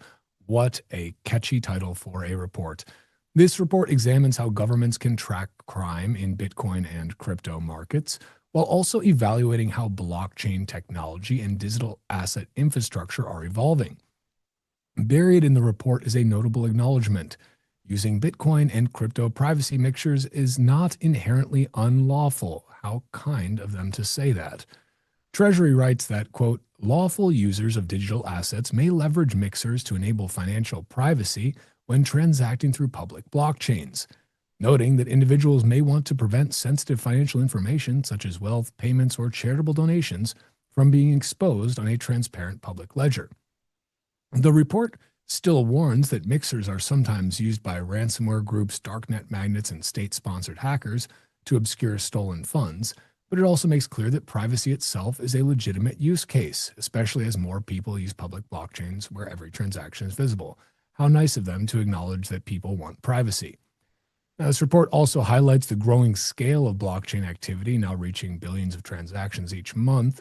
Regulators are investing heavily in analytics and enforcement tools, and when the funds move through centralized platforms like exchanges or custodians, freezes and interventions become inevitable. We know that that is the trade-off of using centralized infrastructure. For privacy advocates, the language seems significant. The U.S. Treasury is explicitly acknowledging that financial privacy on public blockchains can be a lawful goal, a major win for privacy, apparently, that not every attempt to shield financial activity on an open ledger should be treated as a crime. But is this actually a win for privacy, as some news outlets are framing it? Well, I'd like to read you a tweet that The Rage put out recently with regard to this particular report. This tweet from The Rage says, news outlets are touting a recent report by the U.S. Treasury on the combating of illicit finance in digital currencies as a, quote, win for privacy. This is incorrect. While the report notes that, quote, lawful users of digital assets may leverage mixers to enable financial privacy when transacting through public blockchains, the majority of language on mixers highlights their use in terrorist financing and other illicit activities, as well as challenges mixers introduced for law enforcement. As Treasury states, quote, criminals commonly use tools like mixing to introduce challenges for investigators attempting to trace illicit digital assets, frustrating law enforcement investigations as well as DASP's transaction monitoring and tracing efforts. While the report issues no new recommendations on the future of mixers, it notes that the Treasury has already proposed a rule to regulate mixers under the Patriot Act that it has been tasked to finalize by the White House.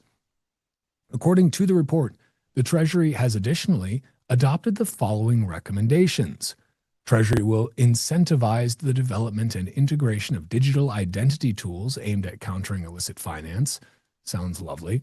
Treasury will, quote, explore working with Congress on ways to better enable third-party service providers to conduct identity verifications.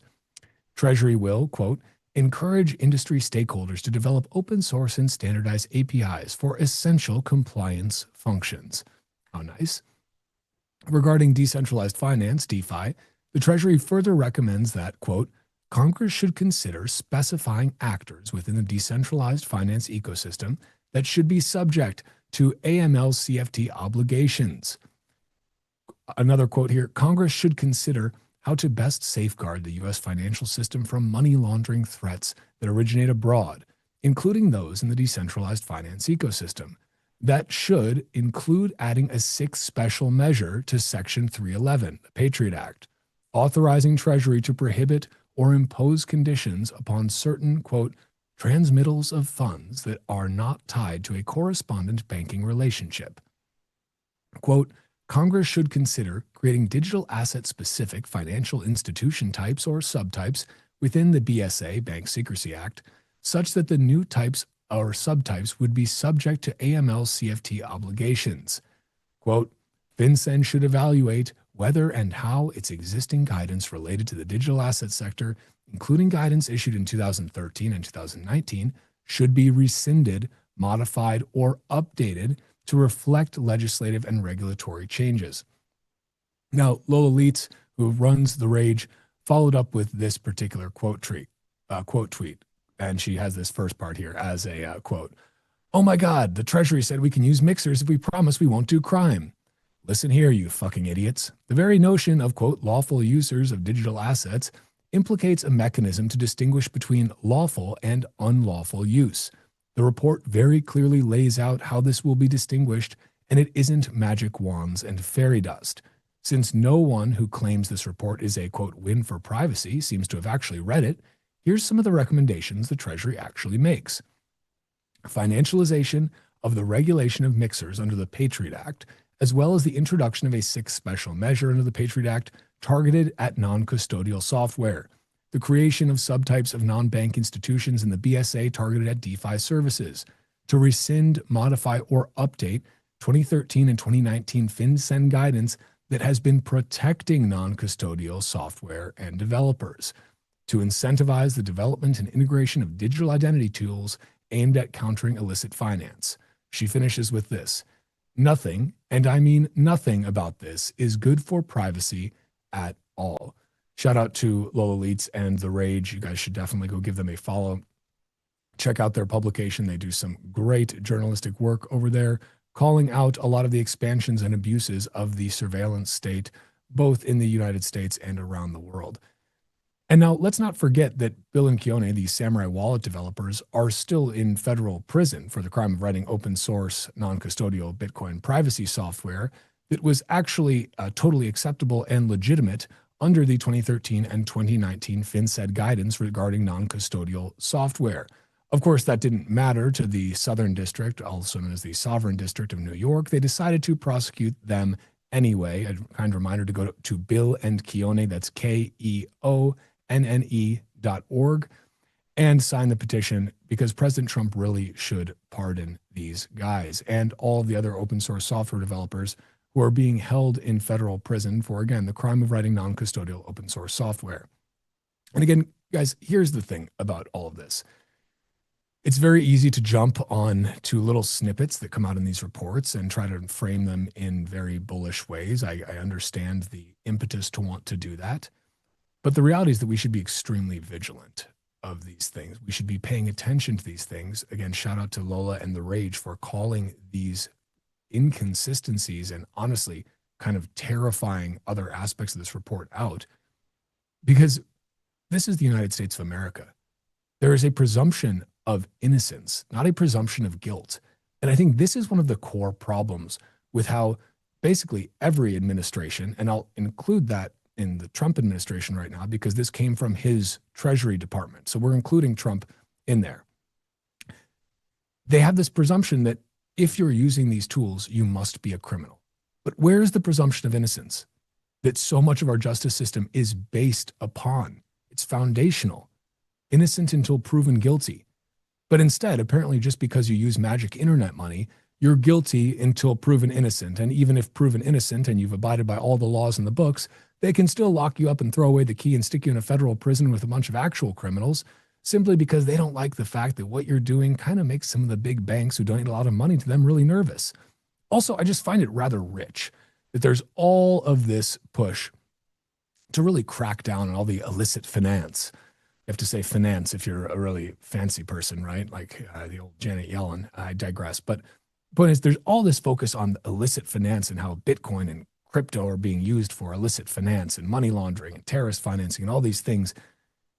And it's like we've forgotten the fact that, you know, this little guy who ran this sex trafficking and blackmail operation called Jeffrey Epstein didn't use Bitcoin to fund that operation or to launder his money. What did he use? He used the US dollar laundered through JP Morgan Chase Bank and other big banks. And those, if the bank wasn't involved, particularly with Jeffrey Epstein, I guarantee that they were involved in something else, like, I don't know, laundering money for the cartel or for terrorist organizations. You can look at HSBC, Deutsche Bank, a bunch of the others. They all pay millions, hundreds of millions, or billions of dollars in fines per year as a cost of doing business, because that's just it's pretty profitable to bank criminals. And nobody ever goes to jail there.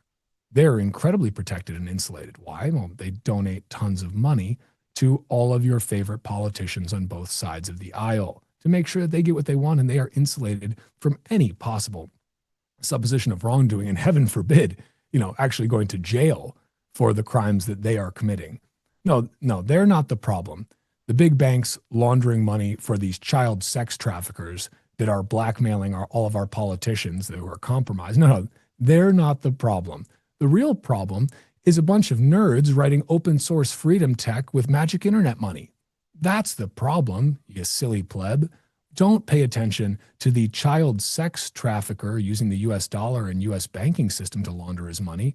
No. The real illicit finance, that happens with Bitcoin and crypto. I just find this so absurd and frankly insulting.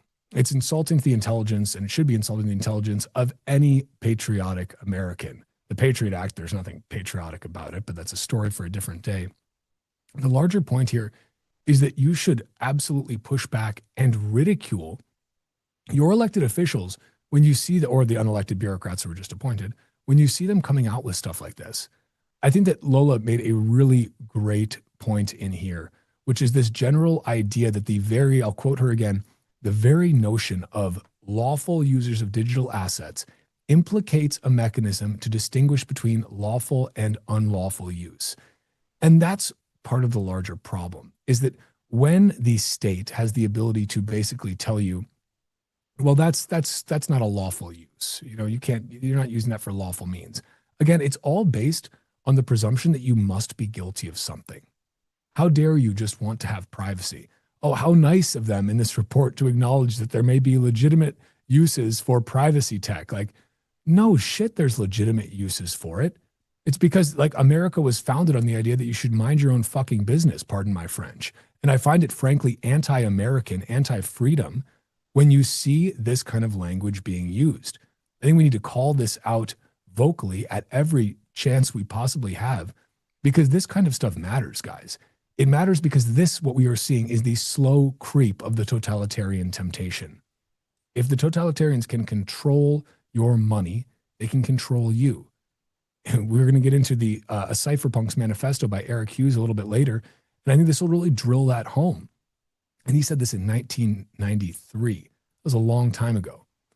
And again, to wrap this up and put a little bit of a bow on it, go to billinkeone.org, sign that petition to free the Samurai Wallet developers, and push back when you hear these sorts of narratives coming out of positions of power.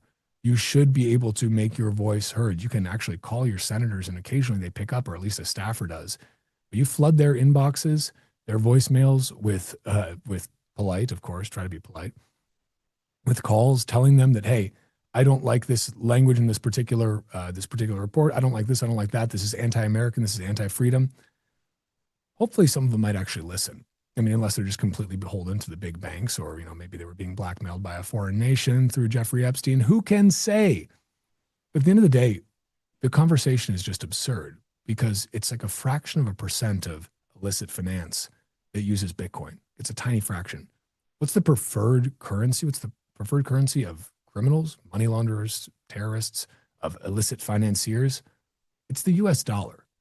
So why don't we look at what the actual problem is? Why don't we look at the actual people who are perpetuating this problematic system, the big bankers, and why don't we hold them to account instead of going after open source software developers whose only crime is writing software that's inconvenient for the powers that be? You can see this fires me up a bit, and it should fire you up too. The Bitcoin number go up aspect of things is what brings most people to Bitcoin, right?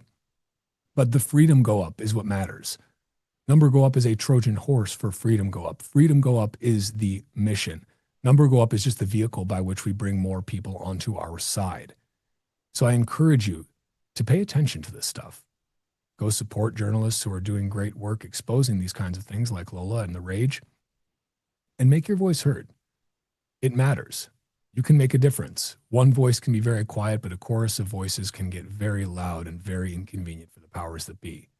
Make it clear that this is unacceptable. This is unacceptable in the United States of America. Maybe in the UK it'd be acceptable, or Australia or France or Germany, but this is America. And we should not allow this kind of totalitarian temptation to creep in here. Okay, we're gonna go to a quick commercial break, and then we'll be right back here again on RoxomTV. We're gonna be talking about Argentina's bond rally. We're talking about a Cypherpunk Manifesto. We're gonna be talking about, speaking of Australia, how 70% of Australians are currently getting around their under 16 social media ban. Who could have seen this coming? Well, if you watch this show, definitely you. So stay tuned. Don't touch that dial. We will be right back here in just a moment on RoxomTV.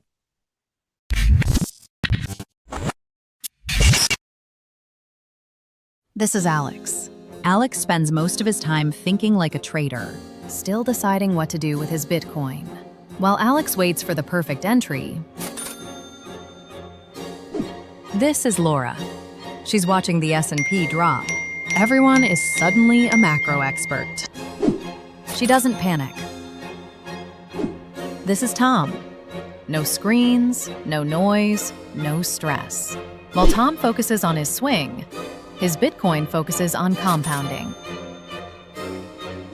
Because Bitcoiners don't want more dollars. They want more Bitcoin. I want more Bitcoin. The best move is letting your Bitcoin work while you plan the next one. Grow by Roxom. One currency, one place.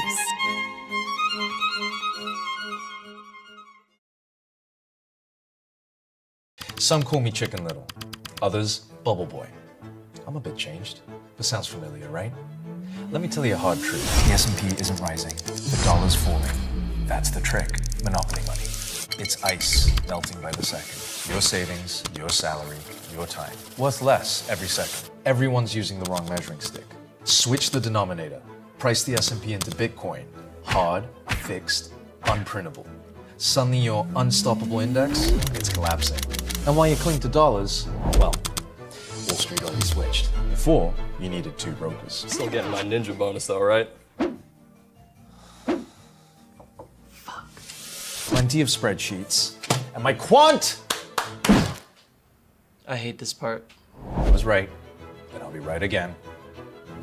If I were you, I'd thank me. You know my name's Dave, right?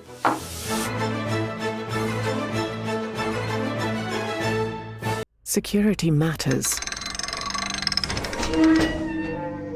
Zappo Bank. The only way to bank your Bitcoin. Apply now at zappobank.com. So, tell us about your furry friend here. What's his name? Oh, this? This is Bitcoin. Bitcoin? It's not just a cat, he's family. Quite a name, and I must say, looks quite pampered. Oh, absolutely. Bitcoin deserves nothing but the best. He's my little prince. But with such a valuable pet, aren't you afraid of losing him? Losing Bitcoin? No, it never happened before, so it's not something I worry about. Excuse me for a moment. Bitcoin, stay here, right?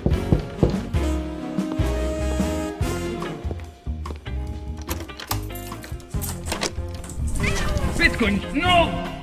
Bitcoin, come on, little buddy, Bitcoin, I need you, don't go!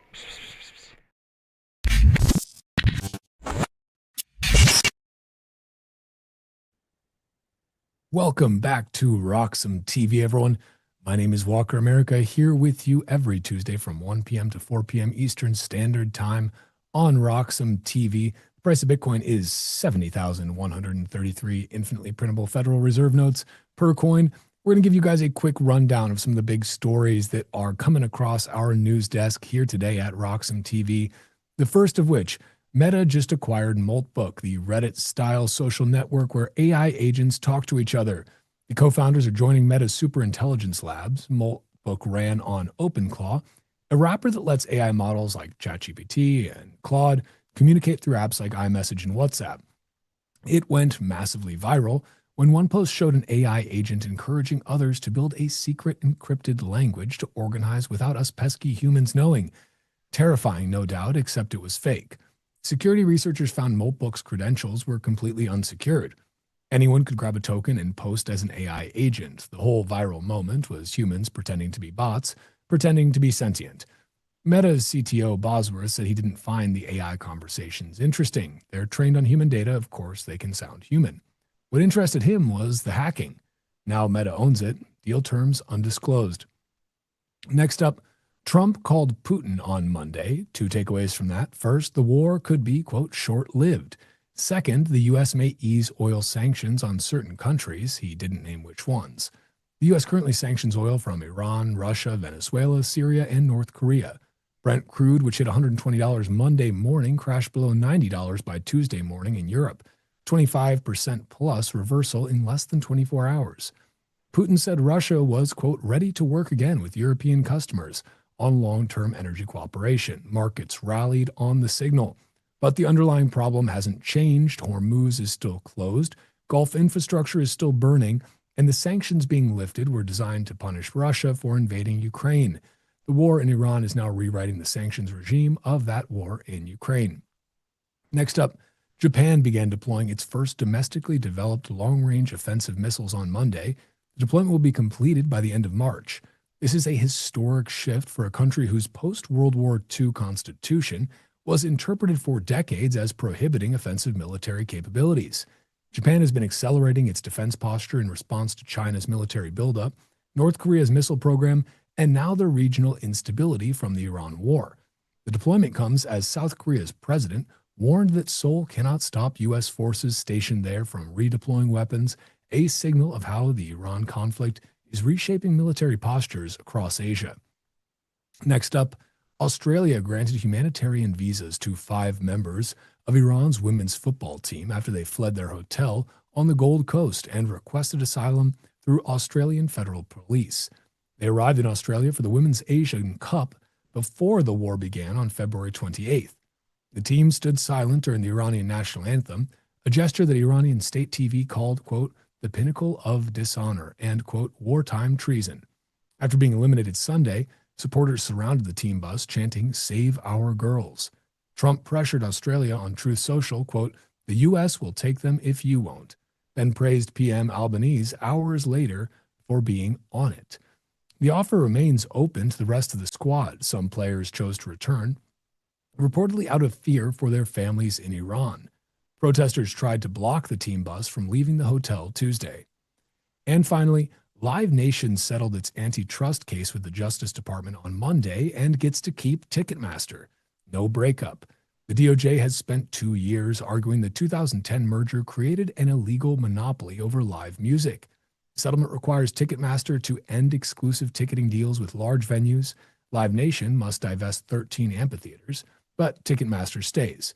27 states are continuing their individual lawsuits. Antitrust advocates had warned the appointment was an effort to avoid a breakup. Whether the settlement lowers ticket prices for consumers, experts are still skeptical. That's it for our roundup here. We're going to be right back in a moment. We may have a special surprise guest joining us as well. We're going to be talking about the Cypherpunk Manifesto by Eric Hughes. Almost, 30 years later? Not quite, but it was 1933. 23 years later. And also the abject failure so far of Australia's under-16 social media ban. Stay tuned. We'll be right back here on RoxomTV with more. Don't touch that dial. We'll see you in a sec.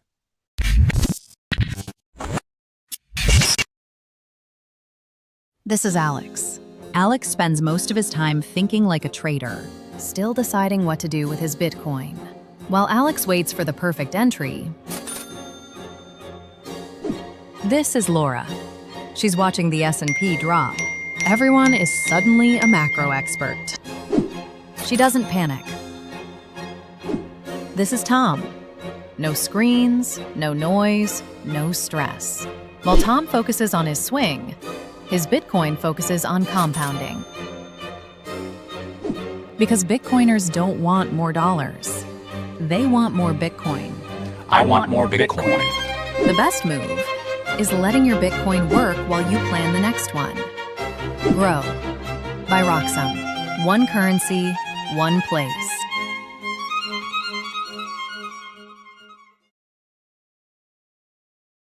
Some call me Chicken Little, others Bubble Boy. I'm a bit changed, but sounds familiar, right? Let me tell you a hard truth. The S&P isn't rising, the dollar's falling. That's the trick, monopoly money. It's ice melting by the second. Your savings, your salary, your time. Worth less every second. Everyone's using the wrong measuring stick. Switch the denominator. Price the S&P into Bitcoin. Hard, fixed, unprintable. Suddenly your unstoppable index, it's collapsing. And while you cling to dollars, well, Wall Street already switched. Before, you needed 2 brokers. Still getting my ninja bonus though, right? Plenty of spreadsheets. And my quant! I hate this part. I was right, and I'll be right again. If I were you, I'd thank me. You know my name's Dave, right?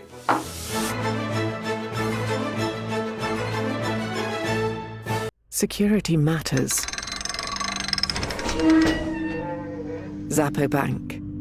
The only way to bank your Bitcoin.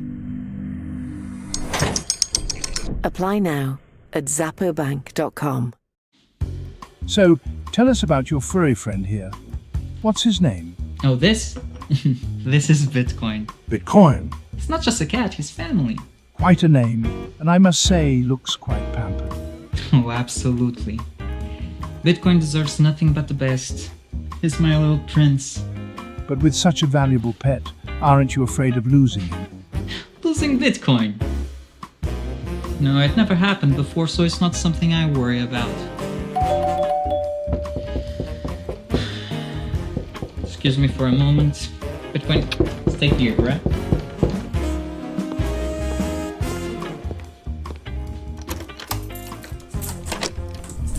Bitcoin, no! Bitcoin, come on, little buddy. Bitcoin, I need you. Don't go.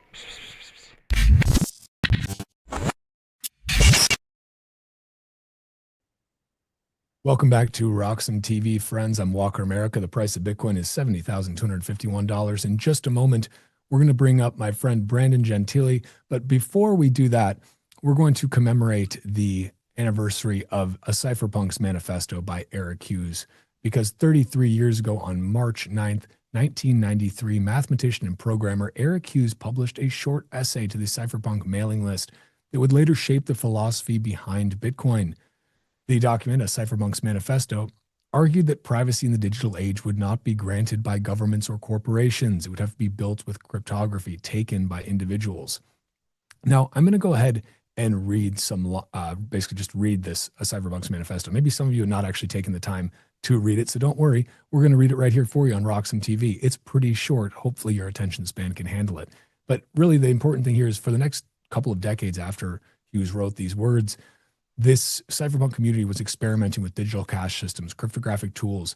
The Cypherpunk mailing list hosted discussions and research from figures like Adam Back, Wei Dai, Hal Finney, and many more. And when Satoshi Nakamoto released the Bitcoin white paper in 2008, it built directly on that lineage of cypherpunk work, combined cryptography, peer-to-peer networking, and economic incentives into the first decentralized digital monetary system that actually worked.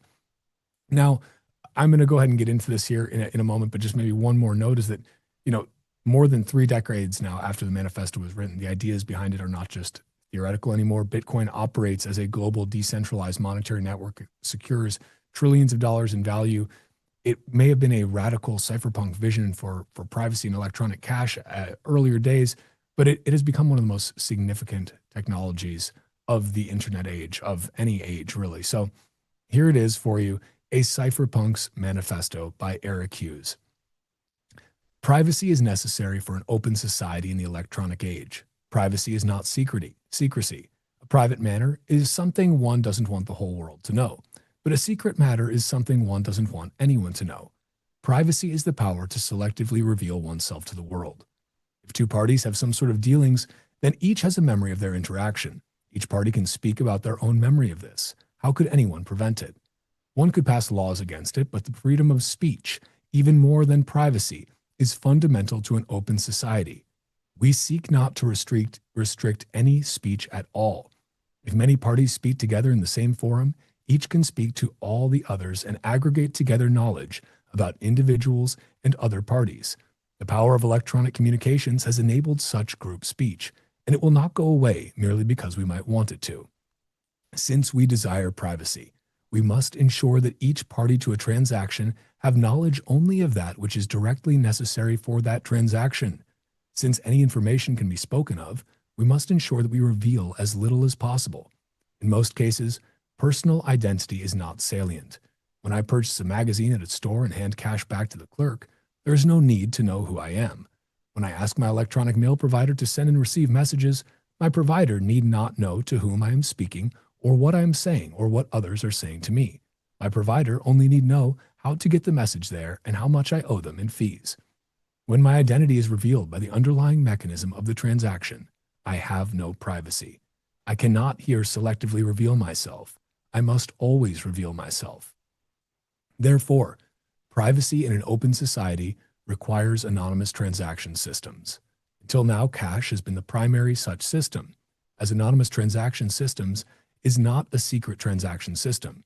An anonymous system empowers individuals to reveal their identity when desired and only when desired. This is the essence of privacy. Privacy in an open society also requires cryptography. If I say something, I want it heard only by those whom I intend it. If the content of my speech is available to the world, I have no privacy. To encrypt is to indicate the desire for privacy, and to encrypt with weak cryptography is to indicate not too much desire for privacy. Furthermore, to reveal one's identity with assurance when the default is anonymity requires the cryptographic signature. We cannot expect governments, corporations, or other large faceless organizations to grant us privacy out of their beneficence. It is to their advantage to speak of us, and we should expect that they will speak. To try to prevent their speech is to fight against the realities of information. Information does not just want to be free, it longs to be free.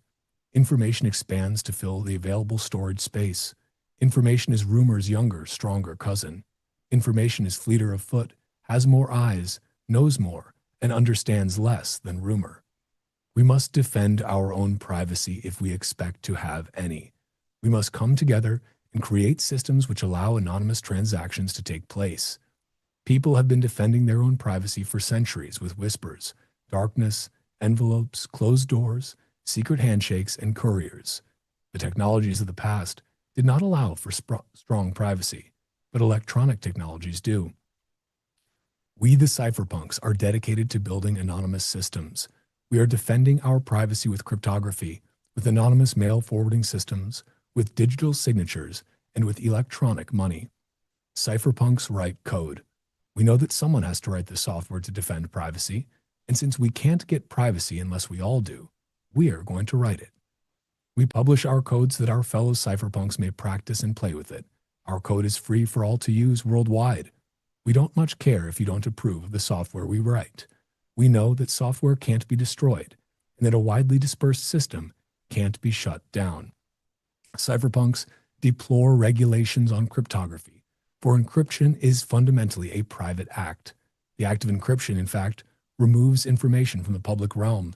Even laws against cryptography reach only so far as a nation's border and the arm of its violence. Cryptography will ineluctably spread over the whole globe, and with it anonymous transaction systems that make it possible. For privacy to be widespread, it must be part of a social contract. People must come together and deploy these systems for the common good. Privacy only extends so far as the cooperation of one's fellows in society. We, the cypherpunks, seek your questions and your concerns and hope that we may engage you so that we do not deceive ourselves. We will not, however, be moved out of our course because some may disagree with our goals. The cypherpunks are actively engaged in making networks safer for privacy. Let us proceed together apace. Onward. Eric Hughes, 9 March, 1993. I love that.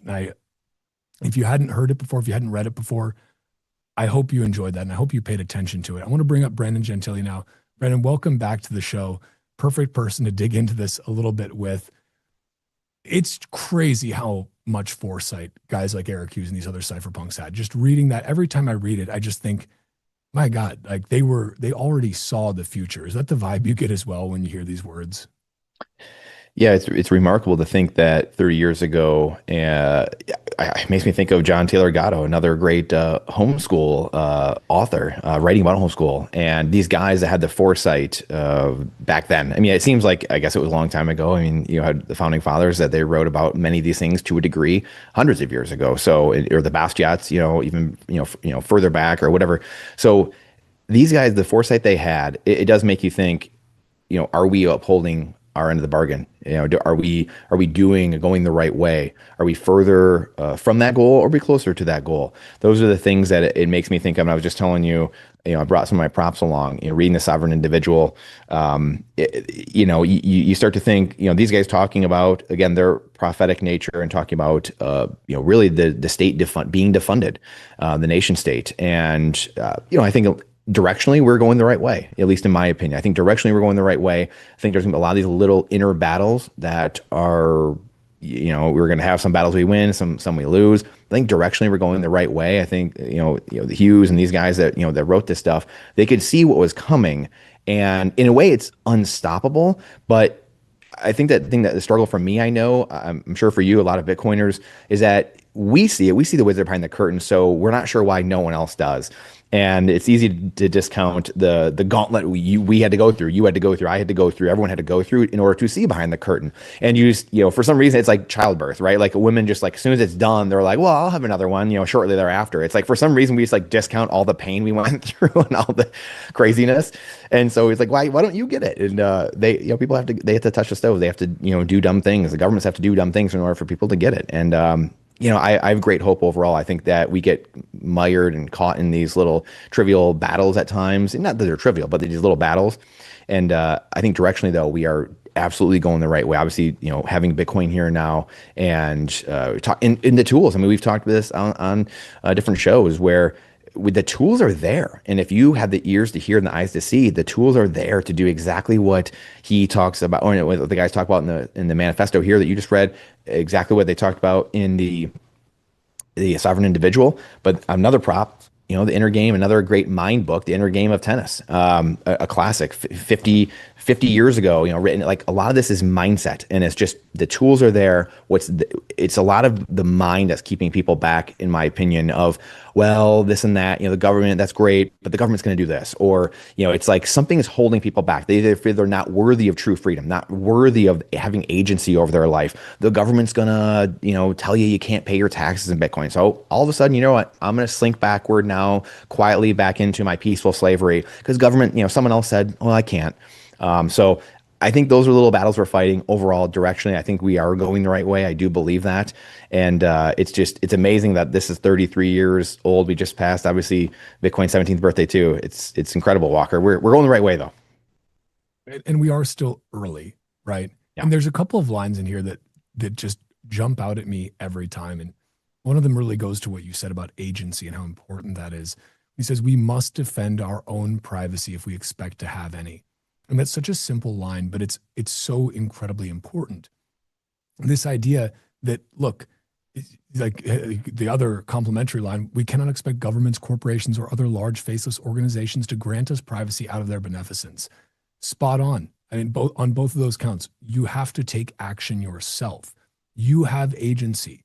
You are a thinking, feeling individual. You can just do things. One of those things you can do is protect yourself. Protect yourself from debasement and forced confiscation of your money through Bitcoin. You can protect yourself from censorship and being ID'd online by using distributed, decentralized communication protocols like Nostr, by using encrypted messaging applications. Like, there are so many great tools available to us right now. Amazing tools that the government can't crack, but you have to use them. You have to actually use them. Again, we must defend our privacy if we expect to have any. This is why, as you and I, podcasters, talking heads, whatever you want to call us, I view us as like the shield a little bit. The developers are the tip of the spear. They're the tip of the spear of freedom. We are the shield that hopefully provides a little bit of smoke screen for them so that they can go out there and do the incredible work, the actual freedom go up work of writing open source software. Like that is just, it is such an incredibly powerful tool that we have in open source software that, again, the genie doesn't go back in the bottle. That's the thing. Governments can't make this stuff go away anymore. It's out there. We have to use it, though. We have to use it. And most people still, Brandon, I mean, I don't know about you, but most people I know in the, the fiat meat space, not talking about fellow Bitcoiners here, but just in the fiat world, it's like people will trade. They would rather have convenience than have privacy, basically every single time. I mean, is that what you experience too? Yeah, I mean, and we're all victim to it too, right? I mean, yeah, I'm guilty as well sometimes, yeah, right? Yeah, I mean, we're all victim to it, and it's funny because I feel like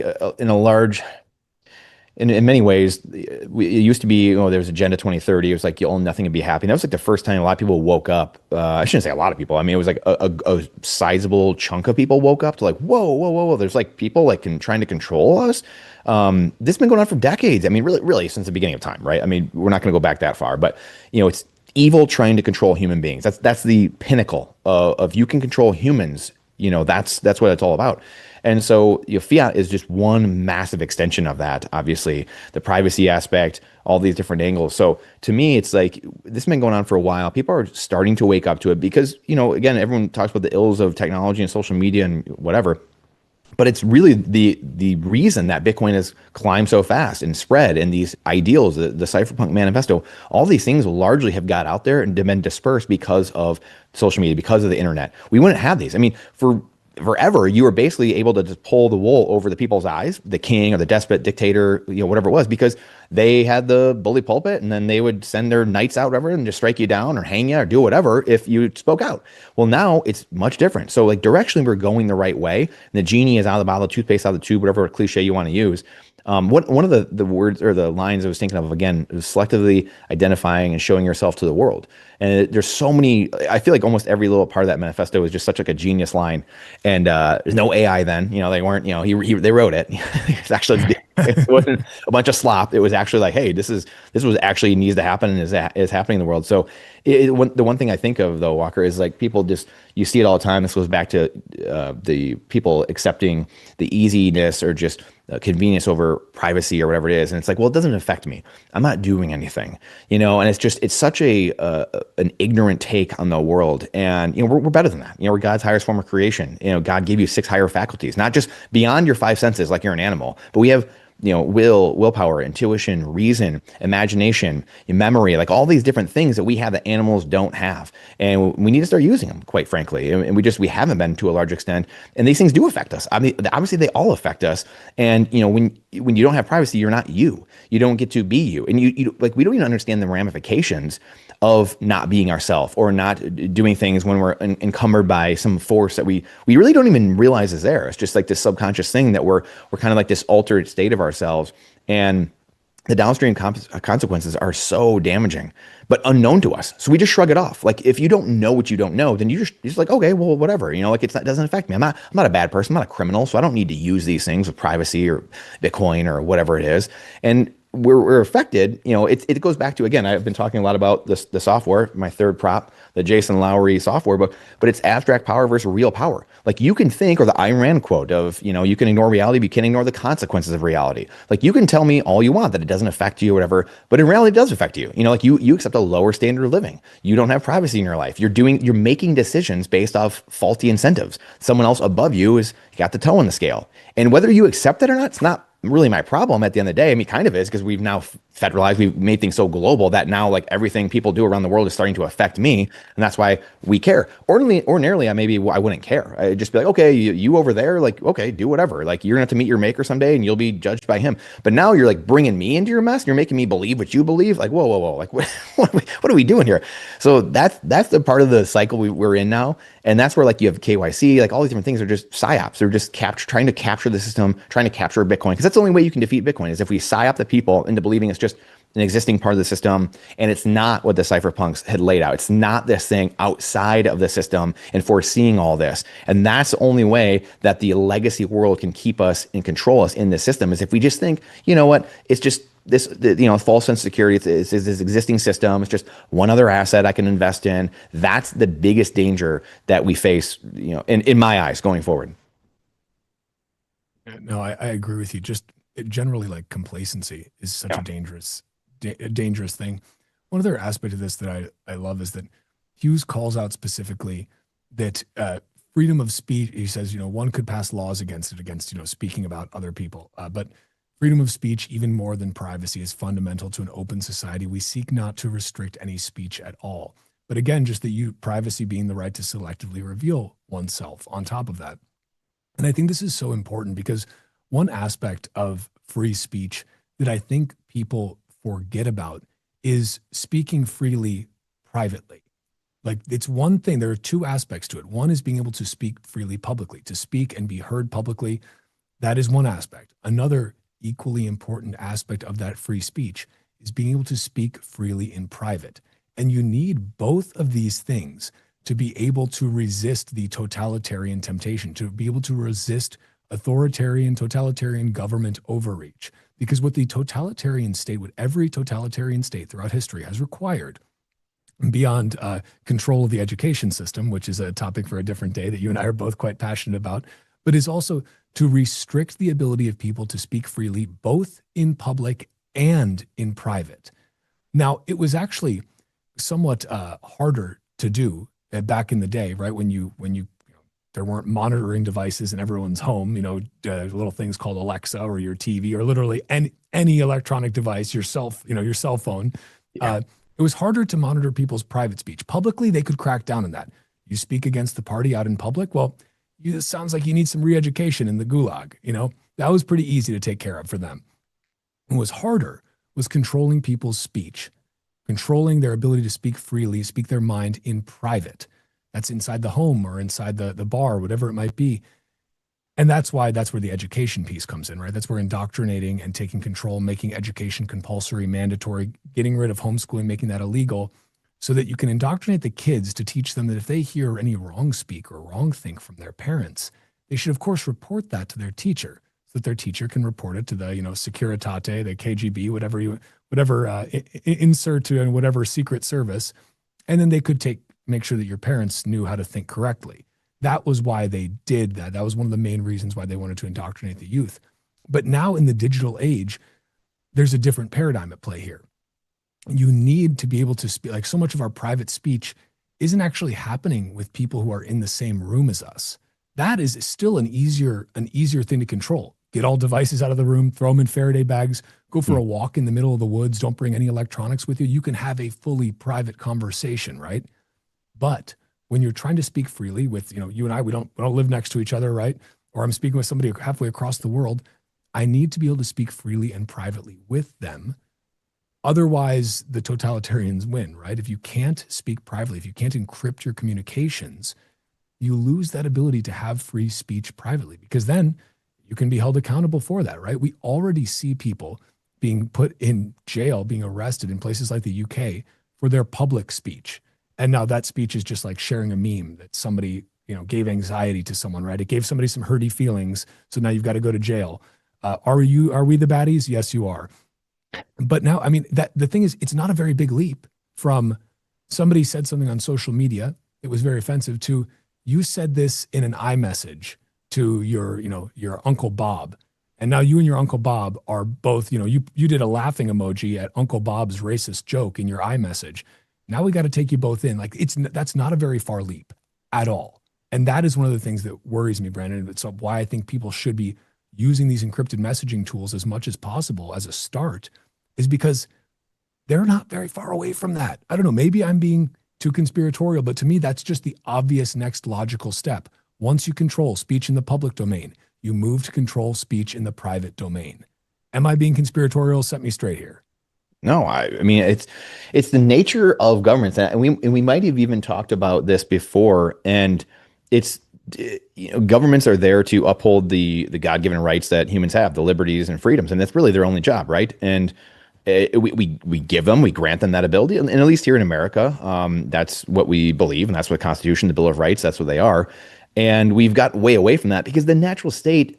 You think about it, again, are there people doing evil things up there? Yeah, of course. But just when you think about the natural state of not every government official is evil and doing evil things. You just go into this apparatus thinking well, I'm going to serve people. I'm going to help people. I'm going to do stuff. Well, the natural state of government is to, of course, take freedoms and liberties away from those individuals, because you're well, if I'm trying to one size fits all and just help everyone, then I've got to put them in a bubble. I've got, so that's the natural state of government. And that's why the founding fathers looked across the horizon and they studied everything. We're whoa. We've got to limit this as much as humanly possible, because the natural state of this is it just evolves into chaos at some point. And again, we're at that end time. We talked about the book, Sovereign Individual, Fourth Turning, all these things. We're just at one of those natural end states, and that's why it looks weird. And, I don't know. You think about Hollywood, schooling, news, like you touched on. These are these control apparatuses that are used to mass brainwash people. And there's unlimited amounts of literature and things you can go look at and read if you don't believe Walker and myself talking about these things. These are the mind control operations of how to go and control the population and get them to do what you think you need them to do or want them to do. And some of it evil, yes. Some of it like we think we're doing our job, and that's just the natural state of this. So it's not conspiratorial. It's just it's the one thing happens after another, and you hope that we get to a point where people can wake up before it gets too bad, before it gets to be a true panopticon where you look around someday and you're like, wow, I literally can't get out of this. And we still have tons of room to be able, in latitude, to be able to do this and to do this now. And it really is the time to do it now, and to be smart about it, and join together and push back on stuff. I mean, just the last 5 years, obviously, it's a lot of this. People have woken people up. What happened in 2020, censoring off of social media, kicking people off. I mean, that woke a lot of people up. And unfortunately, I think more of that's going to happen. I think, to me, it's sometimes I don't want those bad things to happen, and because I'm very fearful. Like, I know they're coming. I know bad things are going to happen, and you're kind of scared in a way. Truthfully, if I'm telling the truth, that you're scared because you don't know what society will be like, right? Like, when really bad things happen, it's like, well, shoot, it disrupts your way of life. It disrupts everything that's around you. Your family. You don't want your family and friends to get hurt. People that you know. So you're seeing this coming off in the distance, like the cypherpunks writing this manifesto of like, we can see these things coming in the distance, and we'd rather not have that happen. But maybe, I don't know, humans have to touch the stove. They like touching the stove. Pain's a great teacher, as my father always used to say. And that's generally, the way that humanity kind of goes, to learn these lessons. And I wish we could just learn them from reading books, and all of them. And a majority of us could learn these lessons. But, I don't know. It's self-censorship too, by the way, is the other thing too, of which we're kind of dancing around in a way. And you've kind of mentioned this a little bit, but self-censorship it trains us to a point where we do conform without even thinking, right? It's just a self-censoring. So the private conversations, even our private conversations are changed because subconsciously we know we're being watched, seen, the big brother type of thing. So now our private conversations are affected. And maybe, yes, are they private technically with a walk in the woods? Yes, but now you're self-censoring, and you're still not your true self with your true people right around you in the woods, in nature. So it's an interesting environment, but this is why we need to keep pushing back against it. No, I couldn't agree more. And I think we talked about just like the complacency and this idea of like the slow creep of government overreach. And again, as you correctly pointed out earlier, and I think we're both fans of Bastia here, but the purpose of the state is to enforce the law. The purpose of the law is to organize for the collective defense of private property. The state's only true purpose is to organize for the collective defense of private property. That's why we give them the mandate that they have, is that we're going to say it's okay for you guys to use violence to enforce the law, so that you can protect us from would-be plunderers. Yep. Unfortunately, this, as the Bastia said, the law perverted. The state has become the plunderer. This was hundreds of years ago. Still true to this day. Again, wild, just like the brilliance and foresight of these men. It's insane. But it made me think about this Australian social media ban. They were kind of one of the front runners of this, or not social media ban, under 16s ban from social media, to protect the kids, of course, Brandon, just to protect the kids. It has nothing to do with IDing everyone on the internet, which is the only way you can implement these policies. No, it's just to keep the kids safe. But I just saw a recent report that basically they're estimating about 70% of Australians are just getting around the social media ban. And this is one of those examples of this idiotic, totalitarian creep government policy just coming and colliding headfirst with reality of people not wanting to do this crap. And so it was like back in, I think it was just December of last year, Australia implemented this nationwide ban. Again, it was about protecting the youth, protecting the kids, the harms of TikTok, Instagram, Snapchat. Hey, parents, don't worry. You don't need to worry about protecting your kids from this. It's not your responsibility. It's the government's, right? It's like, nope, it's the parents, but okay. So they basically made the law required that these sites implement age verification for users through facial recognition, ID checks, whatever else. Massive fines up to 50 million Australian dollars if you didn't have compliance there. And the thing is, okay, you're trying to keep under 16s from using these platforms, but in order to do that, you have to ID everyone. Let's leave aside the fact this creates this massive honeypot of very, very sensitive information. Let's leave aside the fact that, as these reports are showing, they can't actually enforce this very well in the current state. They're going to have to go another layer deeper. Next it'll be, oh, you're using VPNs to get around this? Well, we need to ID you to use a VPN. Oh, you found some other open source VPN, clever way to get around this? Well, we need to ID you at the ISP, the internet service provider level. And you need an ID to use the internet now. This to me is the goal of these policies. And when I see these types of policies, Brandon, you and I have talked about this a lot. We've talked about it on the new show, that we're doing with shout out to BDC Sessions, Nathan and Joey on Wednesdays. We have a new show where we rant about this kind of stuff.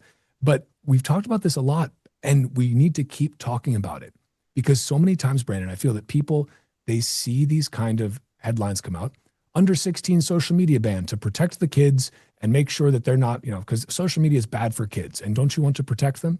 Well, everybody glances at that. Sure. Yeah. Protect the kids. That sounds good. Of course, I don't want to not protect the kids, right? I'm not a bad person. I'm a good person. I pay my taxes. I love my kids. I want them protected.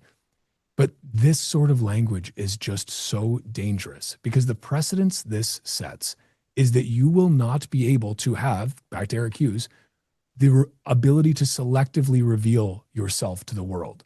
You will be forced to ID yourself in order to engage with the world in the first place. And that, to me, like these policies, I don't think they're getting nearly enough attention because it all gets back to tying you in physical ID, digital ID, implement social credit, roll out CBDCs, tie your money to your ID, to all the things that you're saying online, to all the things that you're saying privately. We need an ID for you to use that encrypted messenger, by the way. It's too dangerous. You could be sharing inappropriate things or somebody could, be targeting you, whatever. But I want to shout out to folks. I don't know if you're familiar with the work of Preston Byrne, but he's doing he's 4chan's lawyer, and he's doing some incredible work with the Granite Act to push back against these UK, Australian, both the former, let's say taking off point of the Australian penal colony and the people that that sent them there. But this stuff, Brandon, this stuff freaks me out because people are sleepwalking into this, thinking it's going to protect their kids, when at the end of the day, it's the responsibility of the parents. You don't want to give the state the power to protect your kids because they won't. If they could have, they wouldn't have let a bunch of girls and boys get sex trafficked by Jeffrey Epstein. So I don't know where you're at on all this, but these laws are terrifying to me.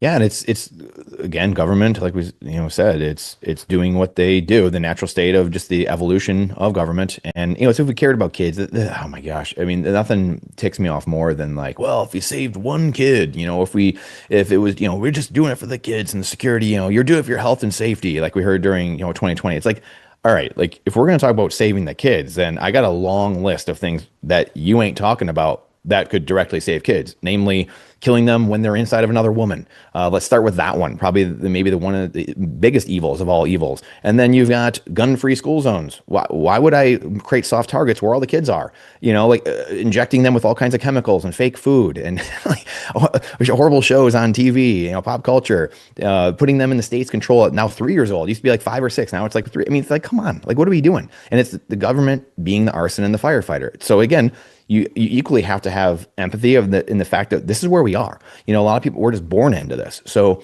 it's the natural state. It's like the Nixon shock. People give Nixon the blame for, hey, we taking the gold out of the money, and ceasing it being money, and now it's a currency. But what is Nixon going to do at the end of the day? I mean, the Federal Reserve's already here. We already had 50 years of the Federal Reserve, 60 years, right? So it's like he gets the blame for it, and it's like, okay, I guess he could have gone a different way, but it's like he was just the dummy that was like, yeah, I'm going to be president right now. It's kind of like what's going on now. It's feel for Kevin Warsh. Like, why would you be Fed head right now? I'm like, nah, I'm good, guys. Like, I'm actually resigning. I'm totally out of here. I mean, it's like, come on, we got to see the forest in the trees and where we're going here. And that's where, again, where's the puck headed? Like you said, we're rapidly going towards this. And the one thing I think is good though, is that because it is happening to kids, they're trying to route it in a way that, again, it's good for the kids. So like it does get people kind of caught up to a degree at the end of the day. But I think we're also in this world where we're dealing with, no one really wants to be the martyr. Like no one wants to be made the example of. And I feel like we're in this weird part of society. Again, this just natural evolution, crossing the chasm, going to this first turning, type of stuff, all the cliches. And no one wants to stick their head out there. And I don't think Ross Ulbricht was trying to like stick his, thumb, out there and say like, oh, I want to go to prison, or like, Keanu and Bill, or like, no one's like, oh yeah, I want to be that guy. Like no one's doing that. But that's where you feel like a little bit of everyone's kind of looking around, like, or, twitchy eye, like, are you going to go, or am I going to go? Like, who's going here? And that's kind of what's happening. And we're kind of reorganizing society right now because these stands have to be taken. Lexington and Concord, we talk about that. Well, there's a group of guys that said, yeah, enough's enough. I'm not doing this anymore. almost no one else was doing it. Like no one else stood up. And then there's a group of people that said, yeah, I'm not doing this anymore. And then eventually the kind of dominoes start falling. So I think we're getting to a point in society where we see, whatever comes next. It's these different things with the kids. It's lockdowns for other reasons, which I'm sure will be tried again through from some health event or some climate emergency or some, whatever. And that's when I think we see the tracks, the train really starting to come off the tracks and things starting to really unravel. Because again, the globalists overplayed their hand, in the last 5, 10 years, 15 years. Like if they play this out another 50 years probably and lengthened it instead of 15, they probably could have got away with a lot of this stuff. But unfortunately, they kind of sped up a little bit too fast at the end, and here we are. And so now they're trying to just pack the parachute in really quick, and it's like, yeah, no, we're fighting against this. So it's just classic arson the firefighter. It's for the government thing. That's why I brought the Nixon thing of the government made all these problems, which is us, where the government is a bunch of people, and the voters and the people that just were completely oblivious to what's going on. They're, doing their TV dinners in front of their sloppy TV shows in the 60s and 70s and 80s, or, eating their, little fiat food on their little tray, no family time anymore. So that just evolved into well, no one's paying attention to the government. So the government starts doing dumber and dumber things. And so here we are. Now there is actually, again, these real problems, and people are coming to the government saying, hey, you need to help us. Because again, a lot of people are dependent on the government because of the fiat currency. So now the government says, sure, vote for us and we'll help you with this. So it's the government being the arson and the firefighter. It's just natural evolution that we're going to have to go through. Pain will be involved. And those that are off the Titanic and onto the Bitcoin life raft are going to be the ones that have a chance at surviving. Amen to that. And I think maybe a good kind of final thought area for us to touch on, because when it's you and I chatting, I feel like I'd be remiss if I don't bring up homeschooling and the importance of it as it relates to the separation of education and state. And shout out to Daniel Prince, who was the first one who I heard use that phrasing, separate, it's not enough to separate money and state. Same. If we want to actually fix this broken system, it has to also involve separating education and state, because it's exactly what you said. Otherwise, this is just the water that we swim in, that our children swim in, that their descendants will swim in. The only way to break that cycle is through changing the educational paradigm around this. And I think that people, they have this idea that just Bitcoin by itself is enough to fix all of this. And I think Bitcoin fixes a lot of stuff, a lot, just by changing the incentives, by fixing the incentives, fix the money, fix the world.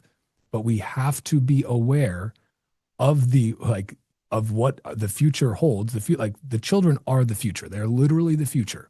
If we are not focusing on the children, on their education, we won't break this cycle, then Bitcoin doesn't actually reach the heights that it can reach, and I think will reach. It won't be able to do that if we still just allow this mass indoctrination to happen at scale. And I also think, Brandon, I'd love your thoughts on this. I think that parents that are actually actively focused on their children's education, whether that be through homeschooling or something else, charter schooling, even small private schools. This is not to bash any sort of group learning or anything like that. Quite the opposite. There are many ways that you can, homeschool.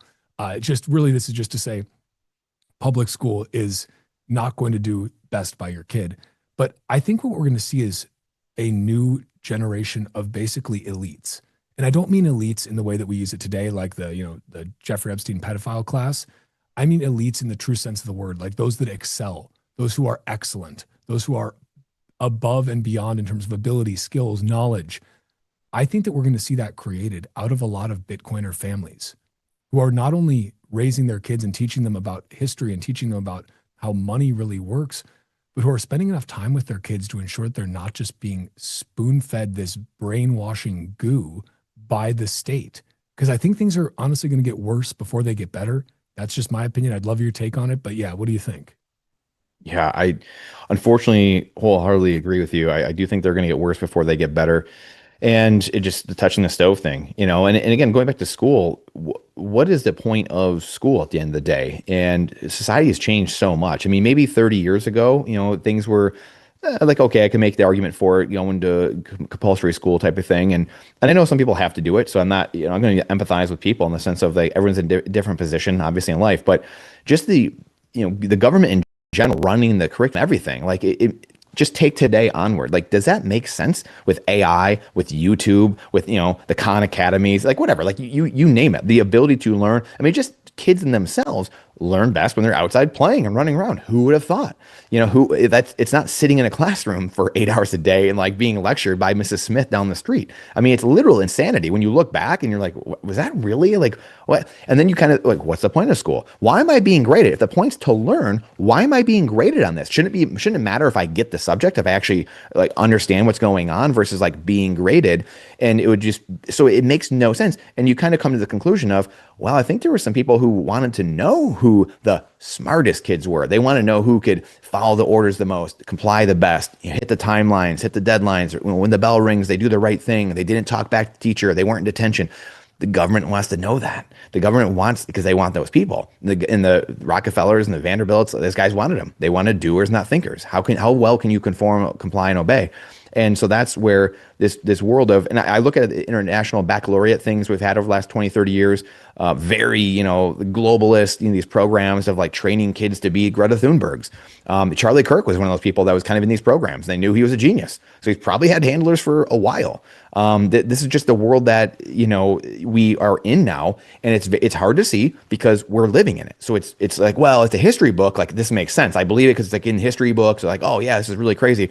This stuff's happening now more than ever, like the craziness that is going on in the world. So what's the point of schooling when we have the best teachers in the world? I mean, you can watch an MIT aeronautics class on the aerodynamics of an F-22 right now. Go top on YouTube, go watch it. Like, I don't need to go to school to do that. Unless you need a babysitter for 8 hours a day, then hey, God love you. Like, it is what it is, but at least know why you're doing it, right? Like that. I think that's the biggest thing for a lot of us, the Bitcoiners. Like, we just want people to know you're making this reason for the right reason, right? In the sense of, the incentives, why you're doing it. If you accept, like, yeah, I need somewhere for my kids to go. Okay, great. But the problem that I have, and I know many have, is that no one even knows. Like no one even ask the question of like, why are the kids just going to school, right? And it's something you and I have talked about ad nauseum, where it's like no one even knows. And you wrote a great article about this recently too, and shared out. So what is the intent of school? Why are we doing it? What are they supposed to be learning? And again, with the changing landscape of today with AI, like again, what we're doing now,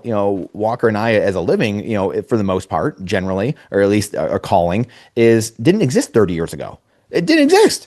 And so like, how could I go to school to learn something that doesn't even exist? And now in a world where all the jobs are going away, and in a world where I don't know what I'm going to be doing, my kids like 20 years from now, what the heck are my kids going to be doing? You have no idea. So we're going to put them in this classroom, from 100 years ago, and like, oh, you got to learn by a textbook, which we know only like 20% of the kids learn best by lecturing. The other 80%, yep, sorry, you're SOL. Good luck, and that boys in general don't do very well in that kind of structured setting as well. So it's like you go through all of it and none of it makes sense. Then you ask, okay, well, we can't be the first, geniuses to think of this. Other people had to have thought of this. So why hasn't the system changed? Then you have to ask yourself, why isn't so like you have to go down these rabbit holes and start asking these questions again. People don't do it generally because they're on the hamster wheel because of fiat. They don't have time to. They're too tired. So they put their head down, turn on the TV, and just zombie out. And so separating money from state is so important. But like you said, with Daniel Prince, the first person I heard as well, beating this drum, separating education from state. I think all these dominoes start falling as we separate the money. All these things start coming afterward, and it's gonna be a beautiful world in the future, Walker. I know it. I'm incredibly bullish on the future. I'm incredibly bullish on our kids. Like they have the opportunity to we have the opportunity, I should say, to leave the world better than we found it for them, if we take the time and do the work to make that happen. And that's, I think, the key thing that we've been really harping on here is like, you have to use the tools. You have to use the money, Bitcoin. You have to actually use these things for the world to start changing, to build those parallel systems. You have to build the communities. You have to build the connections, whether physical or digital communities and physical or digital connections. Like, you have to do that. You have to do the work. You have to have the proof of work, but it will pay off in the long run. And Brandon, I appreciate you hopping on here. This was a great surprise guest. We're at the end of the time here, but I do want to say, where do you want to send people? Anything new you're working on? Anything you want people to check out on your show or anything else? Yeah, plug away. Well, I've got to get back to writing. You and Joey have inspired me with the articles you guys have been sharing, just incredible stuff. And we need more of it. But I think the last couple of years, we've lost a lot of this thinking, talking about price, Wall Street, and yet everyone kind of subconsciously sat back a little bit. We need more memes. We need more articles. We need more podcasts. As Walker always reminds everybody, we need to overwhelm the system. We have to overwhelm the system with truth in every way possible. The trading cards, Aladdin, what he's doing with Bitcoin trading cards, pop culture, you got to overwhelm the system from every single direction. And, Satoshi Nakamoto, Samson, all those guys, everyone that, like every way, what you and Carla have done over the years with the videos and the viral videos, you have to, whatever your calling is, you have to go do it. So, anyway, that's, people can find me, Brandon_Gentili. That's the Twitter, Noster. That's my YouTube channel as well there, where we do the interviews. And, but I wanted to share, what you guys are doing as well, because there's so much out there, but we need more. So thanks, brother. Amen to that. Always great to talk. Brandon Gentili, go check out Brandon_Gentili on all platforms. Go check out his show. Always a good time talking with you, my friend. And I will see you tomorrow night for the Bitcast with the crew. Should be a good time. And that is the end of our time here today on RoxomTV. Thank you for joining me again. I am Walker America. I'm here with you every Tuesday from 1 p.m. to 4 p.m. Eastern Standard Time on RoxomTV. As we close out, the price of Bitcoin is $70,054. Infinitely printable Federal Reserve notes per coin. It's been a pleasure being with you here today. Thank you for sharing your scarce time with me here on RoxomTV. See you Thursday and Friday for my shows with Hank at Roxom as well. And until then, stay free and use these tools that will keep you free in the future. Thank you guys. Take care.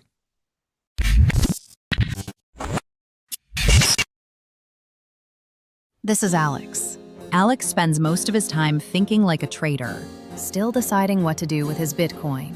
While Alex waits for the perfect entry, this is Laura.